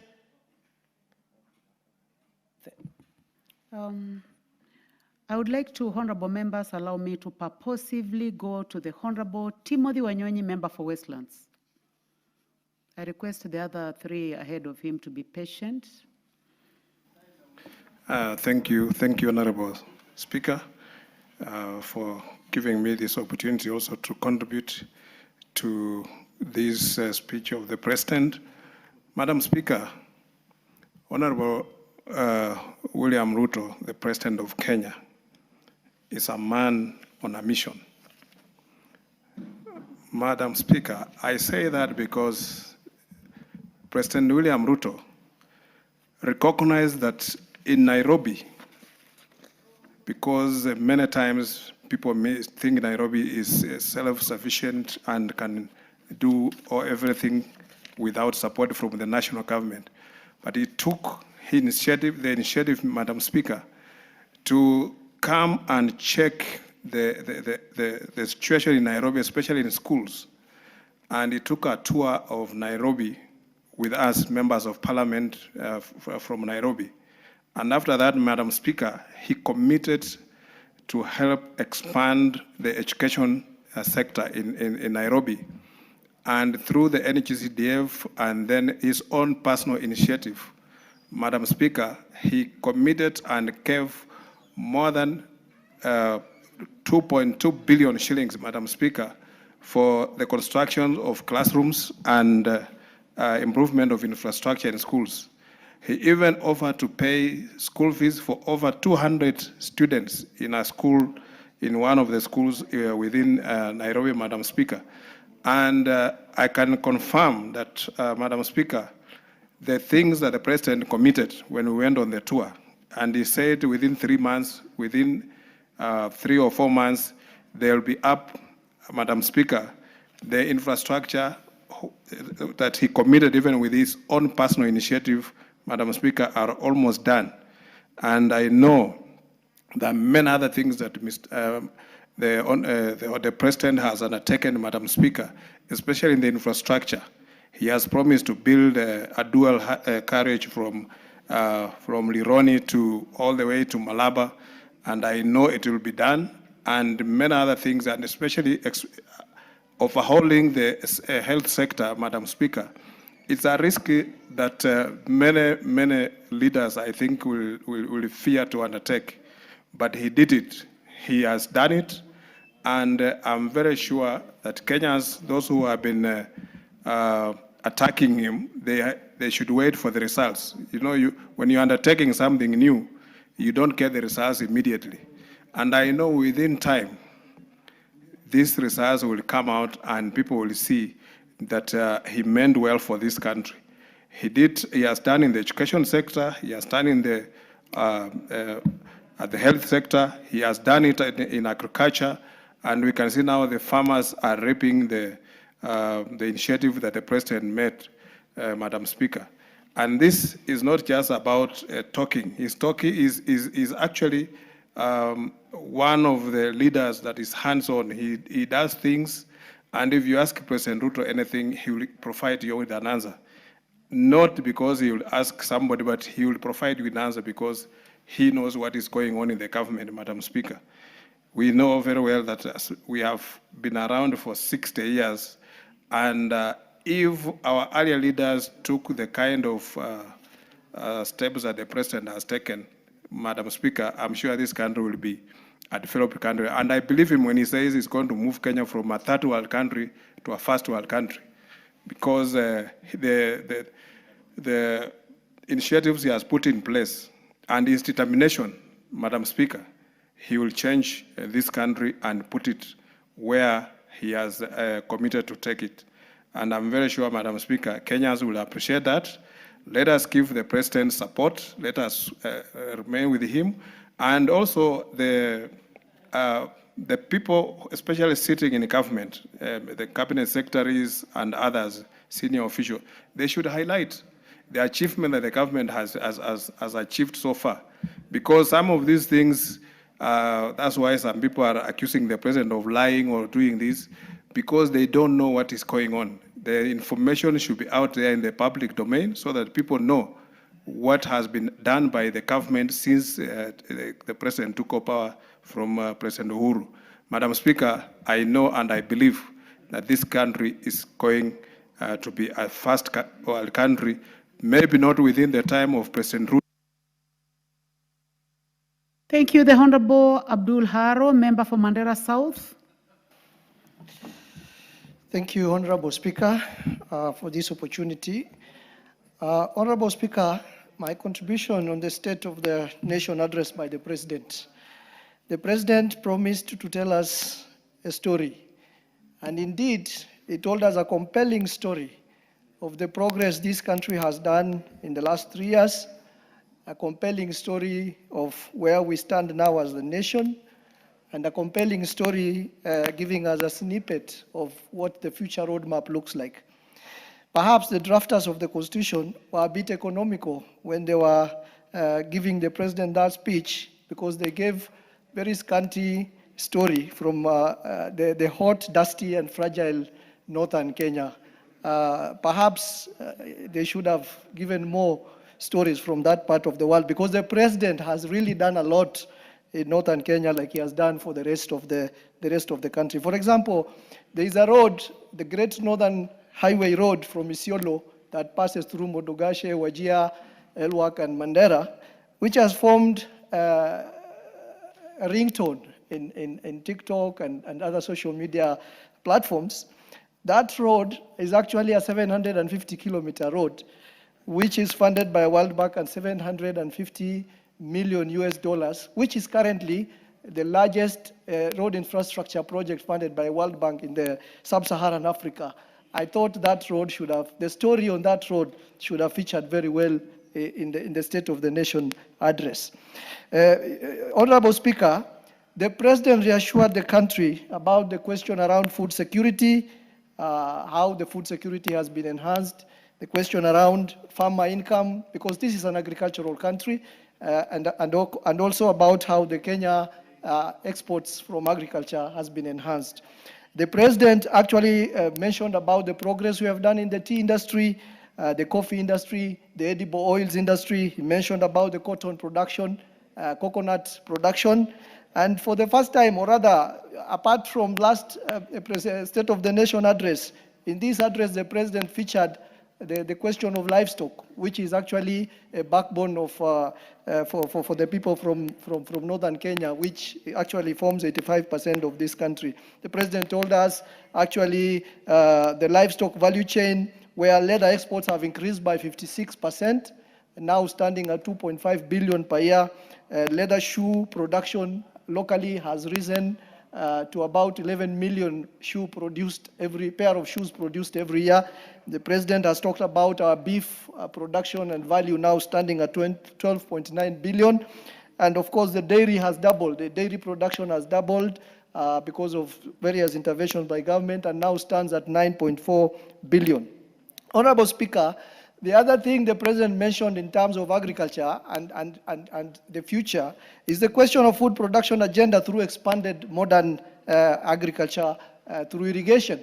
And the President mentioned very clearly that we will not allow the clouds to determine whether our people eat or do not eat. And with that, I think he mentioned that the government is planning to do 5 mega dams for irrigation, particularly in Asals. And one of the dams I'm happy to mention is in my county, which is the Malkamari Dam.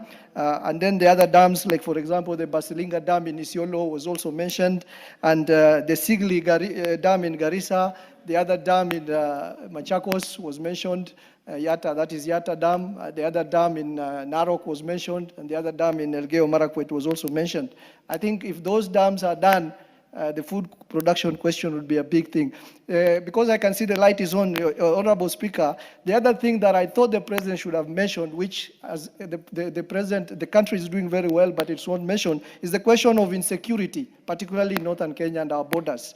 We have a lot of peace now. We have very little ethnic conflicts going on, and our borders are safer today. And I thought the President should have mentioned that to the country so that we all know the progress that have been made and the achievement that has been made in that area. Thank you, Honorable Speaker.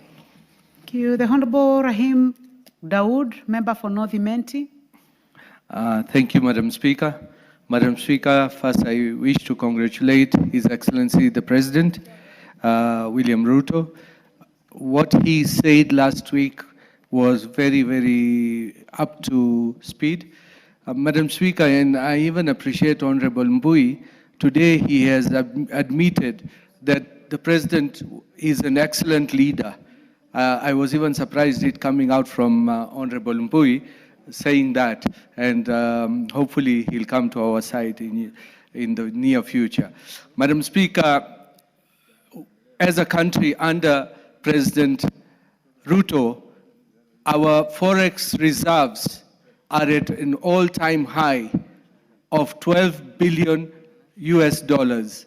Madam Speaker, we are only supposed to have a maximum of 4 months cover, but we have exceeded the 4 months cover, and it has never been as high as it is now.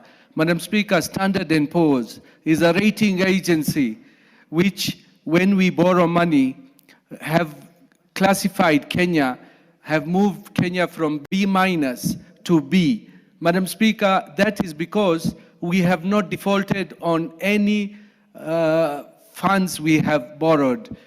And that is a very plus point for our President, because his administration has managed in many, many years to raise the profile of Kenya as a good borrower.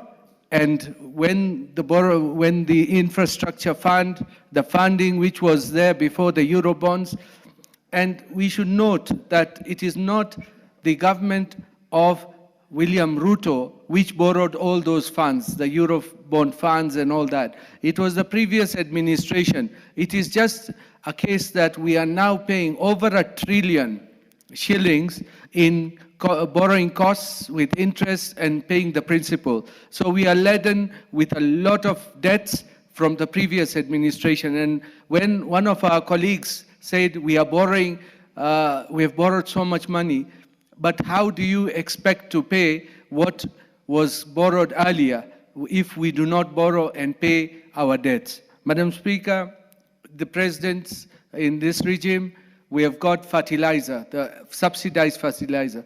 Madam Speaker, the subsidized fertilizer has gone a long way to improve the agricultural capacity of this country.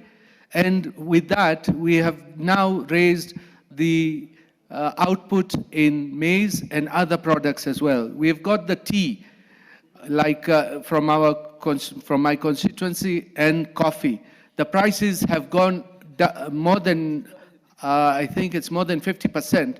The prices have gone up in tea and the bonuses, together with coffee as well. So, Madam Speaker, our President has dared to dream. He did not have to do many of the things which others failed to do because they were scared of the consequences. Our President has dared to dream, and he's trying to make things work for this country so that we can move from where we are. I would not want to call us a third world country. I would want to call us a developing country, and we want to now go to the developed nations. We should be in those categories, because when we say third world, we are just being right at the bottom, and which we should not. I think we should be above that. Madam Speaker, the other thing which this regime has done has employed 76,000 teachers.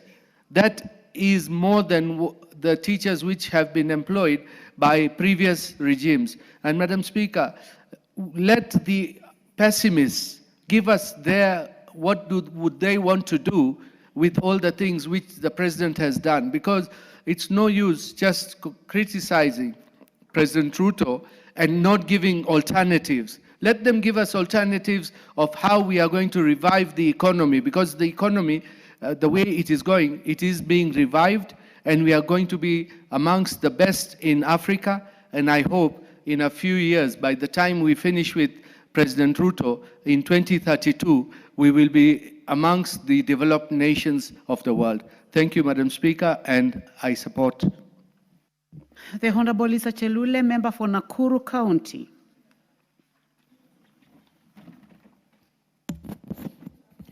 Asante sana our speaker kwa kunipatia nafasi pia nichangie taarifa ya president wetu ambaye tuletea taarifa yake wiki iliyopita, na ni taarifa ambaye ilifurahisha wananchi wote wa Kenya kulingana na kazi ambaye amefanya kwa wakati fupi sana.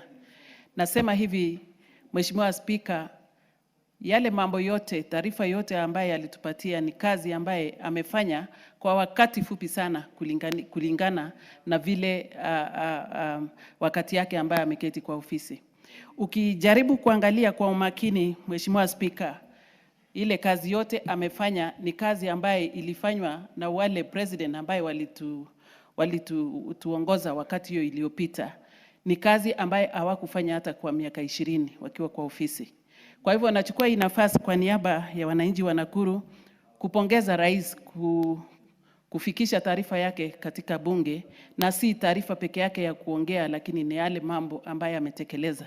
Nataka kusema tunamshukuru sababu alichukua nafasi na akaonelea kwamba kuna watoto wetu wengi ambaye wamehitimu katika masomo ya ualimu, na alichukua nafasi ya kuhakikisha kwamba wengi ya hao walimu wamepatiwa nafasi kuandikwa kwa serikali, wawekwe kwa kazi, na si kwa kandarasi, ni kuandika wafanyikazi kwa njia ya permanent and pensionable, na tunafurahi sana kama watenda kazi katika serikali yake. Ningependa tu kuchukua hii nafasi niambie wananchi wa Kenya kwamba president amefanya kazi, yeye mwenyewe hajaficha, amekuja na ametangaza.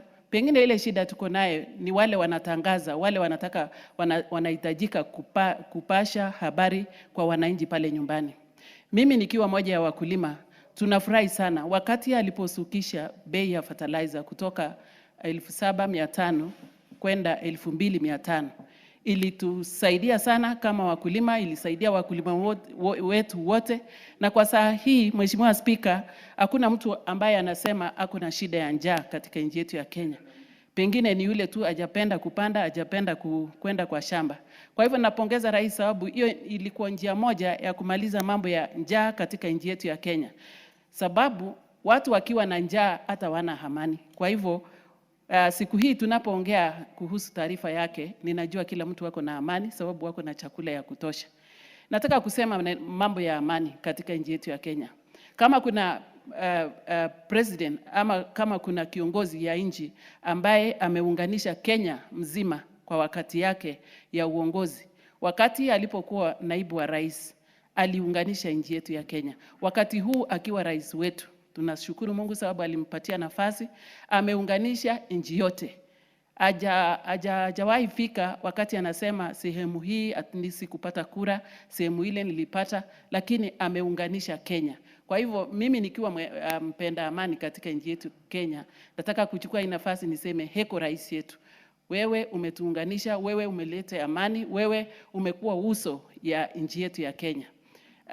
Mheshimiwa Speaker, nataka kuongea juu ya vile amekuwa na hacha sana kuhakikisha tumepanda miti ambaye tulikuwa tumepoteza uso yetu ya mambo ya miti, na amepanga kwamba katika wakati yake ya uongozi atahakikisha amepanda miti milioni 30 ama milioni 30. Na kwa wakati huo amesema atafanya hiyo kazi katika wakati fulani. Ako na mpango ya kuboresha nchi yetu ya Kenya. Akisema kweli anataka kuhakikisha kwamba badala ya kununua vitu kutoka nje, sisi tutakuwa tukiuza vitu zetu, bidhaa zetu, kama ni products ama kama ni mambo ya chakula, hatuwezi tena kutegemea yale chakula ambayo inatoka nje. Akisema hivyo kama kiongozi yetu, ningependa kuomba wananchi wa Kenya tusimame na yeye kwa maombi, tusimame na yeye kwa kazi. wale watu ambaye wanategemea mambo ya ukulima waende kwa shamba. Nataka kusema wameboresha sectors sote katika agriculture. Ameboresha mambo ya maziwa, ameboresha wakulima wa chai na ya kahawa. Bei imeboreshwa. Hiyo ndio inafurahisha mkulima. Na ninapoongea juu ya mkulima, naongea wale watu ambaye wako wengi katika nchi yetu ya Kenya. Ni wachache sana wale watu wako kwa ofisi. Wacha niongee tu juu ya wakulima, sababu hawa wakulima ni wengi sana katika idadi yetu ya nchi yetu ya Kenya. Kwa hivyo nataka... Asante. Mheshimiwa Catherine Omanyo, ulizungumzia swala hili jana, kwa hivyo hutaweza kuzungumza tena. Nitaenda moja kwa moja kwa mbunge wa Lafey ambaye ni Mheshimiwa Mohamed.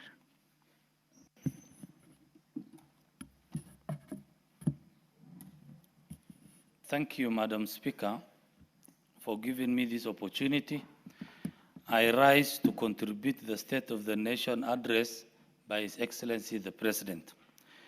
Madam Speaker, I want to go on record by thanking the Kenyans who have elected His Excellency the President of the Republic of Kenya, because the President address was one of the best address ever delivered to the Kenyans, Madam Speaker. Madam Speaker, the President went ahead and unite Kenyans and give us a broad-based government, a government that is really delivering to Kenyans. Madam Speaker, His Excellency took a bold decision. If you see the issue of housing, today, if you go through all the constituencies in this country, Madam Speaker, you will find a housing project going on. This housing issue is not only giving a decent house to Kenyans, but it is also a job creation to Kenyans. If you don't find a housing, you will find a modern market or ESP market, electricity, roads, and all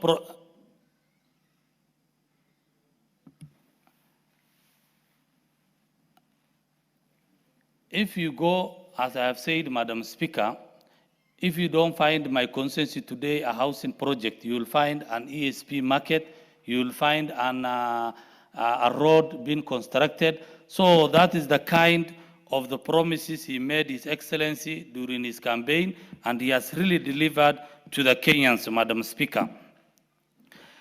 Madam Speaker, many Kenyans are debating today by telling Kenyans that the data given by His Excellency the President, which data is correct, the one of the President and the one of the KNPS, at least we are in a place that at least we have made a progress, that Kenyans are making now debate of the progress made by His Excellency the President.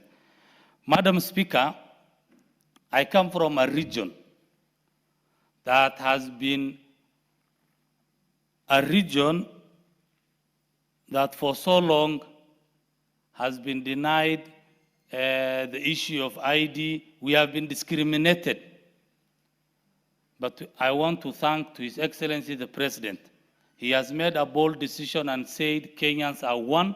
There is no region A, region B. Now we are enjoying the fruits that the other Kenyans, the other regions are enjoying, courtesy of His Excellency the President, and I want to thank His Excellency the President. That is why if you see a single project being taken to Northern Eastern, today Kenyans are making funny about that.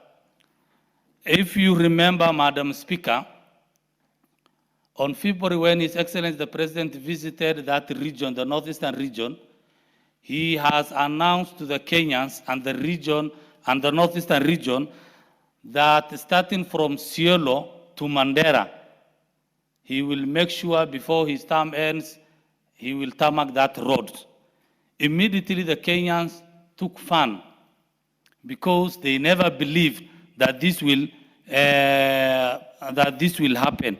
If you see the issue of teachers' employment, the region that I come from, Madam Speaker, before was a region that has been, other Kenyans were being employed there. They create an insecurity issues. They will be recalled, the teachers, so we have been suffering. So we thank to His Excellency the President today, this decision that he has taken of teachers' employment, we are benefiting it. The issue of securitization, despite Kenyans despite the Kenyans criticizing this issue of securitization, Madam Speaker, but it is really working because the contractors are now back to the roads because of that securitization. Madam Speaker, with the issue of SHA, the members have... Thank you. The Honorable Mary Emase, member for Teso South. Thank you, Madam Speaker, for the opportunity to contribute to this motion. From the onset, I also join my colleagues in thanking the President for a great speech on the address of the status of the nation. Madam Speaker, I was watching the address, the President addressing the nation in Washington, in New York, and I was like, wow, what a great speech. That is my President. Honorable Speaker, when I want to tell Kenyans is that when the President says he wants to put Kenya to its rightful place on the map of the world on matters development, he doesn't only mean it, but he's walking the talk, as I will demonstrate shortly. Honorable Speaker, I have listened to some of my colleagues, the doubting Thomases, trying to actually demean and downplay the speech of the President on the national address. And I want to say, it probably is for reasons known to themselves, probably it's because of where they are coming from.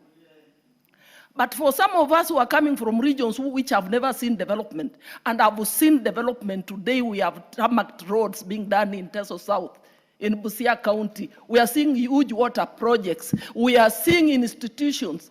Teso South did not have a single college or university or institution of learning. Today, we are proud that we are also part of Kenya. I want to say, Hongera Rais. Honorable Speaker, from my little knowledge in finance and economics, I know that for you to grow a nation, you must look at human capital. I'm talking about education and skills of your people. You must look at physical capital. That is the infrastructure, which includes the roads and technology. You must leverage on your natural resources. You must have a stable political environment. And we see the President being a symbol of unity, preaching for unity, trying to unite the whole country, and in his speech saying every part of this country must get development. Honorable Speaker, you must support and boost entrepreneurs. We're seeing it being done, and the President articulated it in his speech, supporting entrepreneurs through the Nyota program, the Hustler Fund, and so many other interventions. And Madam Speaker, you must support trade, provide policy, legislation that encourages investors to come to the country and for trade to thrive. And I want to demonstrate how the President is working that, Honorable Madam Speaker. And allow me look at this from the perspective of the 5 key pillars of the Kenya Kwanza Manifesto. Honorable Speaker, when you look at human capital and people investment, because you can't take the country. I want to show Kenyans how the President is not just talking, but he wants to take Kenya to where he's saying through action, through effort, which is demonstrated, which is factored in the budgets and all other interventions. When we say education, there is a lot going on, massive investments in education, in science, research, and innovation. I do not want to go into the details. My colleagues have spoken of the number of teachers employed and what have you. We're talking about the creation of the State Department for Science, Research and Innovation to scale up STEM education. That is action. We're talking about the ambition to raise funding for research from 0.8% to 2% of GDP. and also mobilizing public and private resources towards that cause. You cannot develop and grow without investing in research and development, so that your budget is anchored on evidence and data. Honorable Speaker, I beg for a few minutes because I need to explain 1, 2, 3. Honorable Speaker, on the same, he is also, like I've mentioned, supporting a lot on entrepreneurship. 2, on agro-industrialization, food security. It has been mentioned. Please conclude so that you give others a chance. Yes, there is also a lot being done on MSME economy. It has been mentioned here, supporting all that in that space. Honorable Speaker, I cannot talk about housing. We see mushrooming of many success stories that Kenyans can speak today and see how SHA is actually transforming the health sector. Honorable Speaker, we can speak energy. You can't grow the economy with... Very well, Member for Teso South. The Honorable Mpuri Aburi, Member for Tigania East. Asante, Madam Speaker. Yangu ni kusangia hotuba ya rais ya wiki iliyopita. Ilikuwa ni nzuri zaidi, Madam Speaker, kwa sababu tangu 1960s hatujawahi kuona rais ambaye amesimama na watu. Mimi kivyangu Tigania East tulimpigia Raila Amolo Odinga kura, tukiwa Simio. Na wasaizi ikirundiwa kesho zote tunaona kwa yule Ruto, kwa sababu aliweza kutuunganisha sote pamoja. Hakuangalia mahali ambaye hakupigwa kura na mahali alipigia kura. Ukiangalia for example, angalia Nyanza hakumpigia, ukiangalia Wiper hakumpigia, lakini anatoka hapa anaenda kukuda kwa Wiper, anatengeza kila kitu. Anakuja kwangu mimi mwenyewe Tigania East ambaye alikuwa ameshindwa na kura. Ametengeza barabara ya Mkidu kuna 30 road, wale contractor kwa site. Affordable houses Mkidu zitengezwa. KMTC kule Mudhara inaendelea kutengezwa. Huduma center ambaye zaidi tumepewa inaendelea kutengezwa. Kona zote anataka Tigania East na hakumpigia kura. Ndipo nasema kwamba ile kazi ambaye anafanyia wa Kenya ni kazi nzuri. Na apangue asema kwamba huu ni Mkamba, huu ni Mmeru, huu ni Mluya, huu ni Mkaleji, wote wanaorganiza. Lakini nasema kwamba sitasema kwamba for example kuna mama wawili walienda kibarua kule industrial area. Na mama wawili walienda kibarua pale industrial area, mmoja alikuwa na watoto 10. Yule alikuwa na watoto 10 na mwingine ana mtoto. Jioni kafika yule muhindi akamweleza kwamba eti ya kwamba nyinyi leo hampati mzahara. Kwa sababu nini? Sina pesa, nendeni nyumbani. Yule mama ambaye alikuwa na watoto 10, akutoka kwa ile mlango alikuwa analia. Eti ya kwamba siwezi kwenda nyumbani kwa sababu sina kitu kupeleka watoto. Lakini yule alikuwa hana mtoto, alienda nyumbani akifurahi. Sisi watu wasifikiria kwamba tunamuunga William Ruto mkono kwa sababu yeye ndiye amesikilia kikabu nchi yetu ya Kenya. Nikiwa Mpono Mtwaburi, niko na watoto kwa mgongo wangu. Niko watoto wa Tigania East barabara. Niko watoto wa Tigania East education. Niko watoto wa Tigania East KMTC. Niko watoto wa Tigania East Huduma Center. Niko watoto wa Tigania East ambayo nataka kuinuliwa. Kwa hivyo naambia wa Kenya eti ya kwamba ukiona sisi tunasupport serikali ndio iko na kikapu ambaye inaweza kuinua watu. Yangu ni kusema kwamba niko na support kubwa ambaye nampatia William Ruto kwa sababu yeye ameweza kuunganisha wa Kenya. Yeye ameweza kusema eti ya kwamba ana mtoto wa mgongo wala tumbo wote anaunganisha. Nikimalizia Madam Speaker, Rais William Ruto uliangalia hapa, aliongea mambo barabara. Mheshimiwa kutoka upande wa Moyale anaangalia na Marsabit pale. Amesema kwamba barabara zitengezwa. Ukienda pale upande wa Waluya barabara zinatengezwa. Ukienda upande wa mahali kuna ODM ambaye kumpigia kura, barabara zinatengezwa. That means huyu jamaa anaweza. Angalia mambo ya mkate. Watu walikuwa wanaandamana pana sufuria kwa kichwa. Watu walikuwa wanaandamana mambo ya mkate, akisikilia mkate, wasaizi iko chini. Angalia mambo ya petroli. Hata mimi mwenyewe nilikuwa nimeudhika kwa sababu ya petroli. Wasaizi hakuna mtu anaongea mambo ya petroli. Angalia ndole ya nchi yetu ya Kenya ilikuwa 140. Wasaizi iko tuko sawa. So Madam Speaker, tutasema kwamba ukimkataa mtu hata akiwa na mafuta, hawezi kusema kuna mafuta, unamtuvia vumbi. Kwa hivyo mimi kivyangu na support serikali ya William Samoei Ruto kwa sababu kazi yake ni kazi nzuri na inaonekana na Kenya. Wale ambaye hawaoni hii serikali hata ukiwafanya nini hawawezi. Na wale ambaye hawaoni hii serikali walikuwa kwa wakatula 1992 tuko na history ya Molo. 1992 tuko na history ya Molo bila hata ndugu mchali. 1994 tuko na history ya mama Matiba, ile kazi ambayo ilifanywa na Madio na wanajulikana. Kwa hiyo Madam Speaker, sisi hatutaki vita, tunataka amani katika nchi yetu ya Kenya, tunataka kuunganisha wa Kenya, tuwe pamoja kwa sababu Kenya ni moja. Asante Madam Speaker kwa kunipa nafasi hii. Thank you so much. Asante sana. Mheshimiwa Joshua Mwalio, member for Masinga. Thank you very much, Madam Speaker, for this opportunity that you have given me to be able to say something on the state of the nation address by His Excellency Honorable William Samoei Ruto on 20th November 2025. I want to start by saying that the President is the vision bearer of this country. And everybody that listened to him, he saw that he can take this country very far, given the opportunity and the space to be able to address the Kenyans, to be able to work for the Kenyans, and to be able to develop this country. What I see in the President is a man that has a vision that is in him, and he is able to do extraordinary things. The money that we are seeing that is developing this country had been there since time memorial, but things were stagnant. Projects were coming, were being stalled, but now we can see things are moving in a speed that we have never seen before. Having brought back the broad-based government, now everybody is getting a share of what they deserve, whether you are in the opposition, whether you are in which corner of the country, you are getting a share of the cake of this country.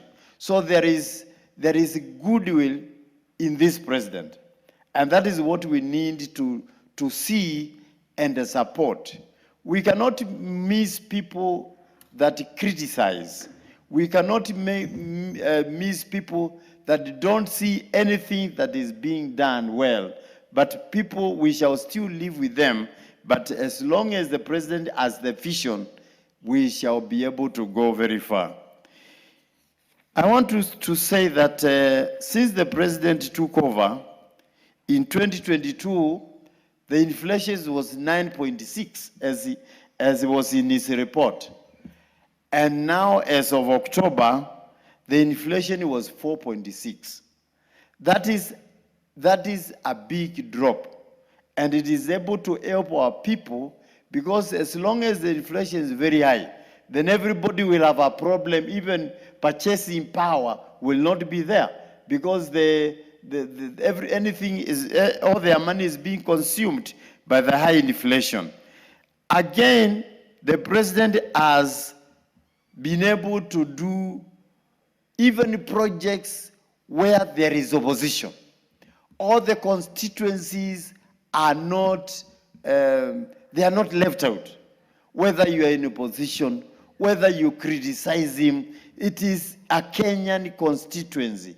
And therefore, all the people that live in that constituency, they are voters and they are Kenyans. And they have not been left out. The super highway that the president had started earlier, we can see that even in our constituencies, the ICT hubs are coming up, they are being equipped so that our young people who cannot fit in all the jobs can be able to sit there and they are living from the online jobs, be able to help themselves, be able to do whatever they are unable to do without a job. Talk about the agriculture, the fertilizer, which was very high, now it is low. Even me, I'm a benefit of that fertilizer. I'm able to get, I was able to get my number, and the fertilizer comes, and then we are notified. And we get the fertilizer at 2.5, so that we can produce a lot.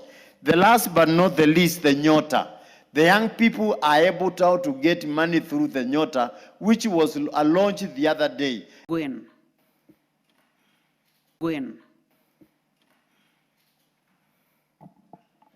Thank you, Honorable Speaker. First, I want to congratulate and thank the President for his State of the Nation address that he gave recently. His role as the head of state is steering the country into the right direction. And they say, the Bible says, where there is no vision, especially in leadership, people perish. But we thank God for giving us the president, that he has the zeal, he has the power, and he has the strength, and also very intelligent in driving the agendas of this country and putting everyone in mind, from the young ones to the old. Honorable Speaker, first, I want to say the State of Address, Nation Address was just an enhancement of the Kenya Kwanza's plan that is in place. And he measured mostly on the three pillars, the four pillars, on food security, on roads, energy, and health, and additionally on education. Honorable Speaker, for any country to have an economic growth, we have to focus on these sectors, on food security, on roads, energy, and health, including education. Honorable Speaker, from his address, this was just an enhancement whereby we see the greatest problem we have in this country is oversupply of human resource or unemployment. We have qualified team and everything. But these people, especially the youthful generation, cannot get these jobs without the country intentionally spurring economic growth. And on this plan on issues of food security, the President was categorical in mentioning the creation of several dams across the country.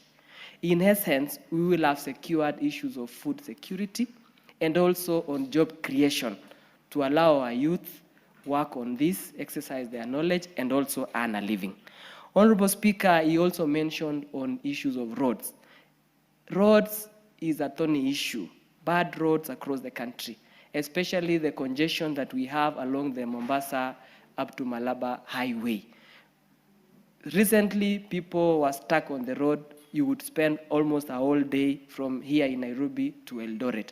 So that was a plus for Kenyans, and we should celebrate the plans that the President has for us, including the roads back home in our various constituencies. I'm happy because we've waited for too long for the Kapsabet town, which is in Mgwen.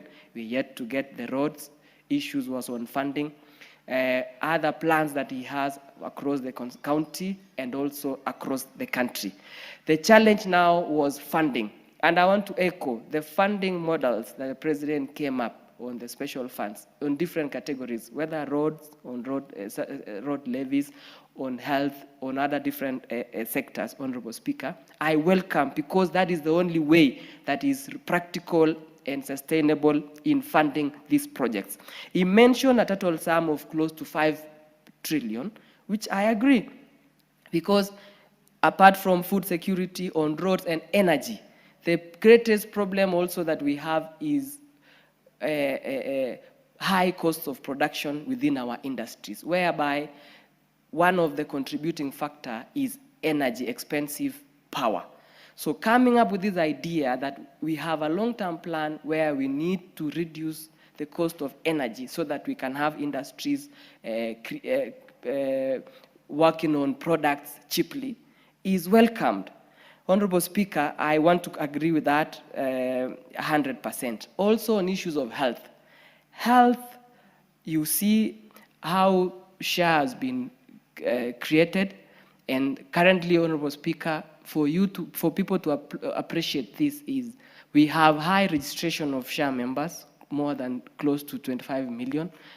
And initially on NHIF, Honorable Speaker, there were close to 4-5 million registered members. However, we have streamlined, the government has streamlined the issues of SHA to benefit everyone, Honorable Speaker.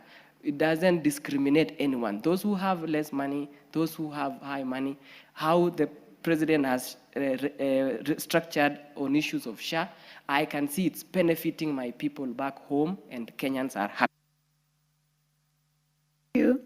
The Honorable David Mboni, member for Kitwiru. Thank you, Madam Speaker.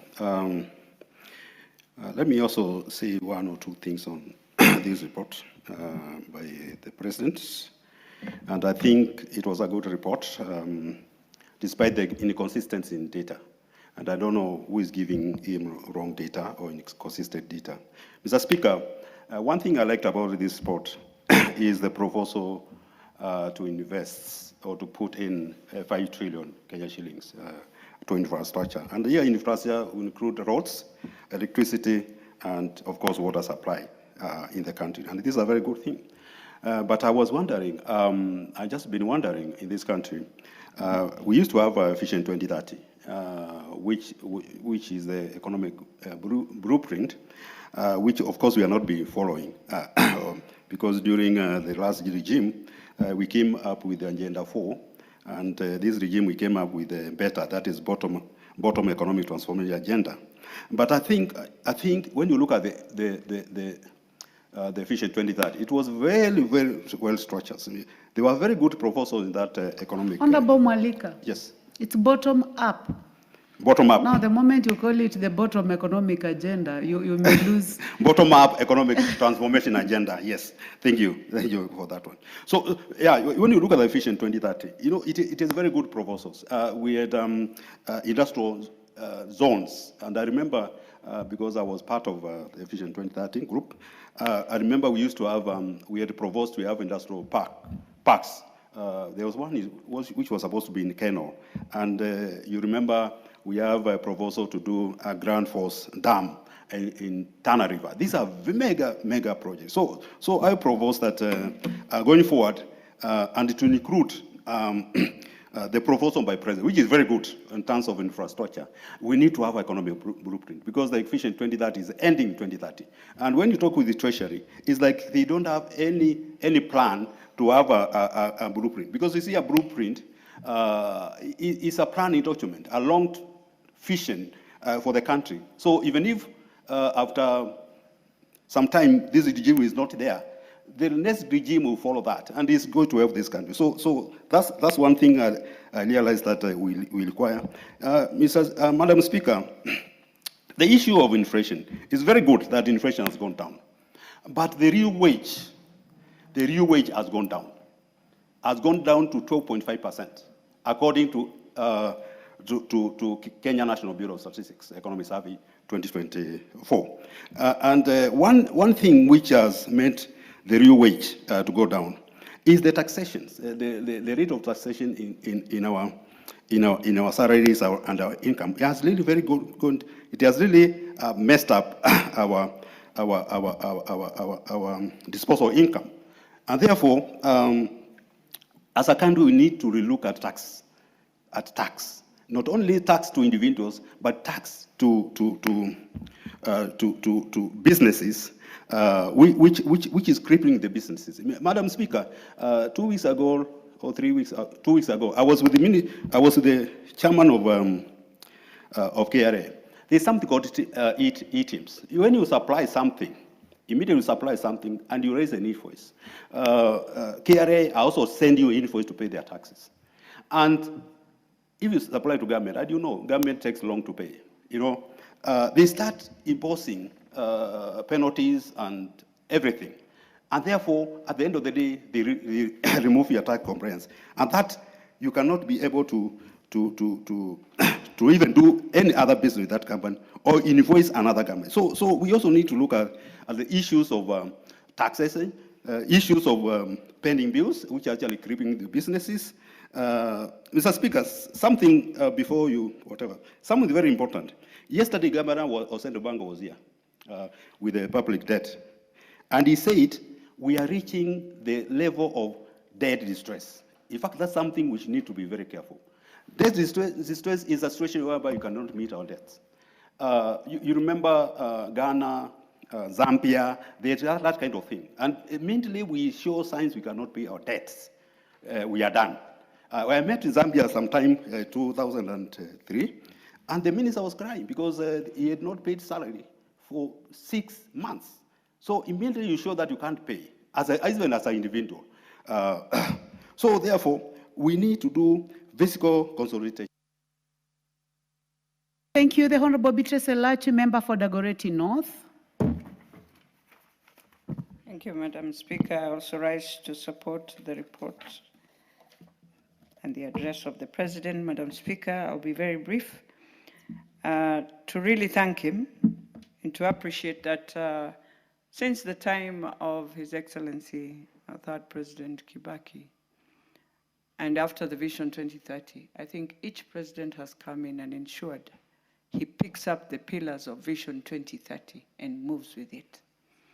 And therefore, when you look at the social pillar of the Vision 2030, we were meant at this time, Madam Speaker, to have changed our curriculum for education, which we have, to ensure you have schools in semi-arid areas, which we have really pushed with NCGDF, Madam Speaker, to ensure that within that social pillar, we will have what we call now the computer labs that we are told to come up with in every of our constituencies. And therefore, even as we speak to the President, we must ask ourselves from the county levels, what are we doing with Vision 2030, starting with the governors, Madam Speaker, so that that growth is not about just the national government. It was meant for Kenya. And we have some functions that were in Vision 2030 that are supposed to be done also by county governments. Madam Speaker, I was in Turkana. I would tell you I felt very sad that 14 billion since we started devolution has been there. People are still crying for water, Madam Speaker. People are still in hunger. I am like, why can't the governors, I'm just giving an example using Turkana because I was there, just do something for their people, even if you do not do anything else, but just give your people food and water. Madam Speaker, to the economic pillar, on the Vision 2030, and I'm putting this based on the address of the President, because I've had so many people saying the vision has been left. No, the vision is within what the President is bringing. We agreed in Vision 2030 that we shall have affordable housing. In fact, 200,000 houses. And so if the President has tried his best to bring it to where it is, then there's why we say, we critique saying, this is happening, and we critique to tell the President, this is not happening. But for now, it is happening. We have infrastructure. He has tried to now think through and say, let us securitize and have our own fund, which will support us. That's the promises we did in Vision 2030. He has to come up now with a task team, Madam Speaker, that will look at what have we achieved in Vision 2030, and what are we moving forward to Vision 2063 or Vision 2070? And so start that task force so that by vision, when we come to the year 2030, we are able to say we have a blueprint that moves us forward. That is what we've done in the UN when we were doing the Millennium Development Goals, Madam Speaker. We moved with the SDGs. And so it is a matter of ourselves as a country to say we need a task force. The task force will tick and critique the boxes of what we have achieved, what we have not achieved, and move. Lastly, Madam Speaker, in all this, we talk of corruption. And when we talk of corruption, I realize all of us Kenyans forget that we are the ones in the different sectors that are doing this work. We are the ones in the different sectors, not just the President alone, all of us as Kenyans, Madam Speaker, that we find ourselves in a situation where we must stand and reflect and ask yourself, when I'm given public resources, how do I use it? How do I misuse it? How do I look for 10%? How do I look for entrepreneurs? Because Kenyans just point fingers at one direction, but they are the businessmen in the government. They are the ones doing all the businesses that we have. Why can't they also stop and say, no, for once now we are not going to do this corruption business, but we are going to do the right thing. And even if it's not that, Madam Speaker, I won't say the name, but Madam Speaker, there was a place where somebody supplied furniture, and I can see the Auditor General has now questioned, and even the staff have been now sent home. Yet this is a very, very, very, very senior person And I think it is wrong. As I finalize, Madam Speaker, anyone who does business in government, do the right business and don't put also staff into challenges. I beg to support. Thank you very much, honorable members. Honorable members, and the time being 1 minute to 1 p.m., this House stands adjourned until today, Wednesday, 26th of November 2025 at 2:30 p.m.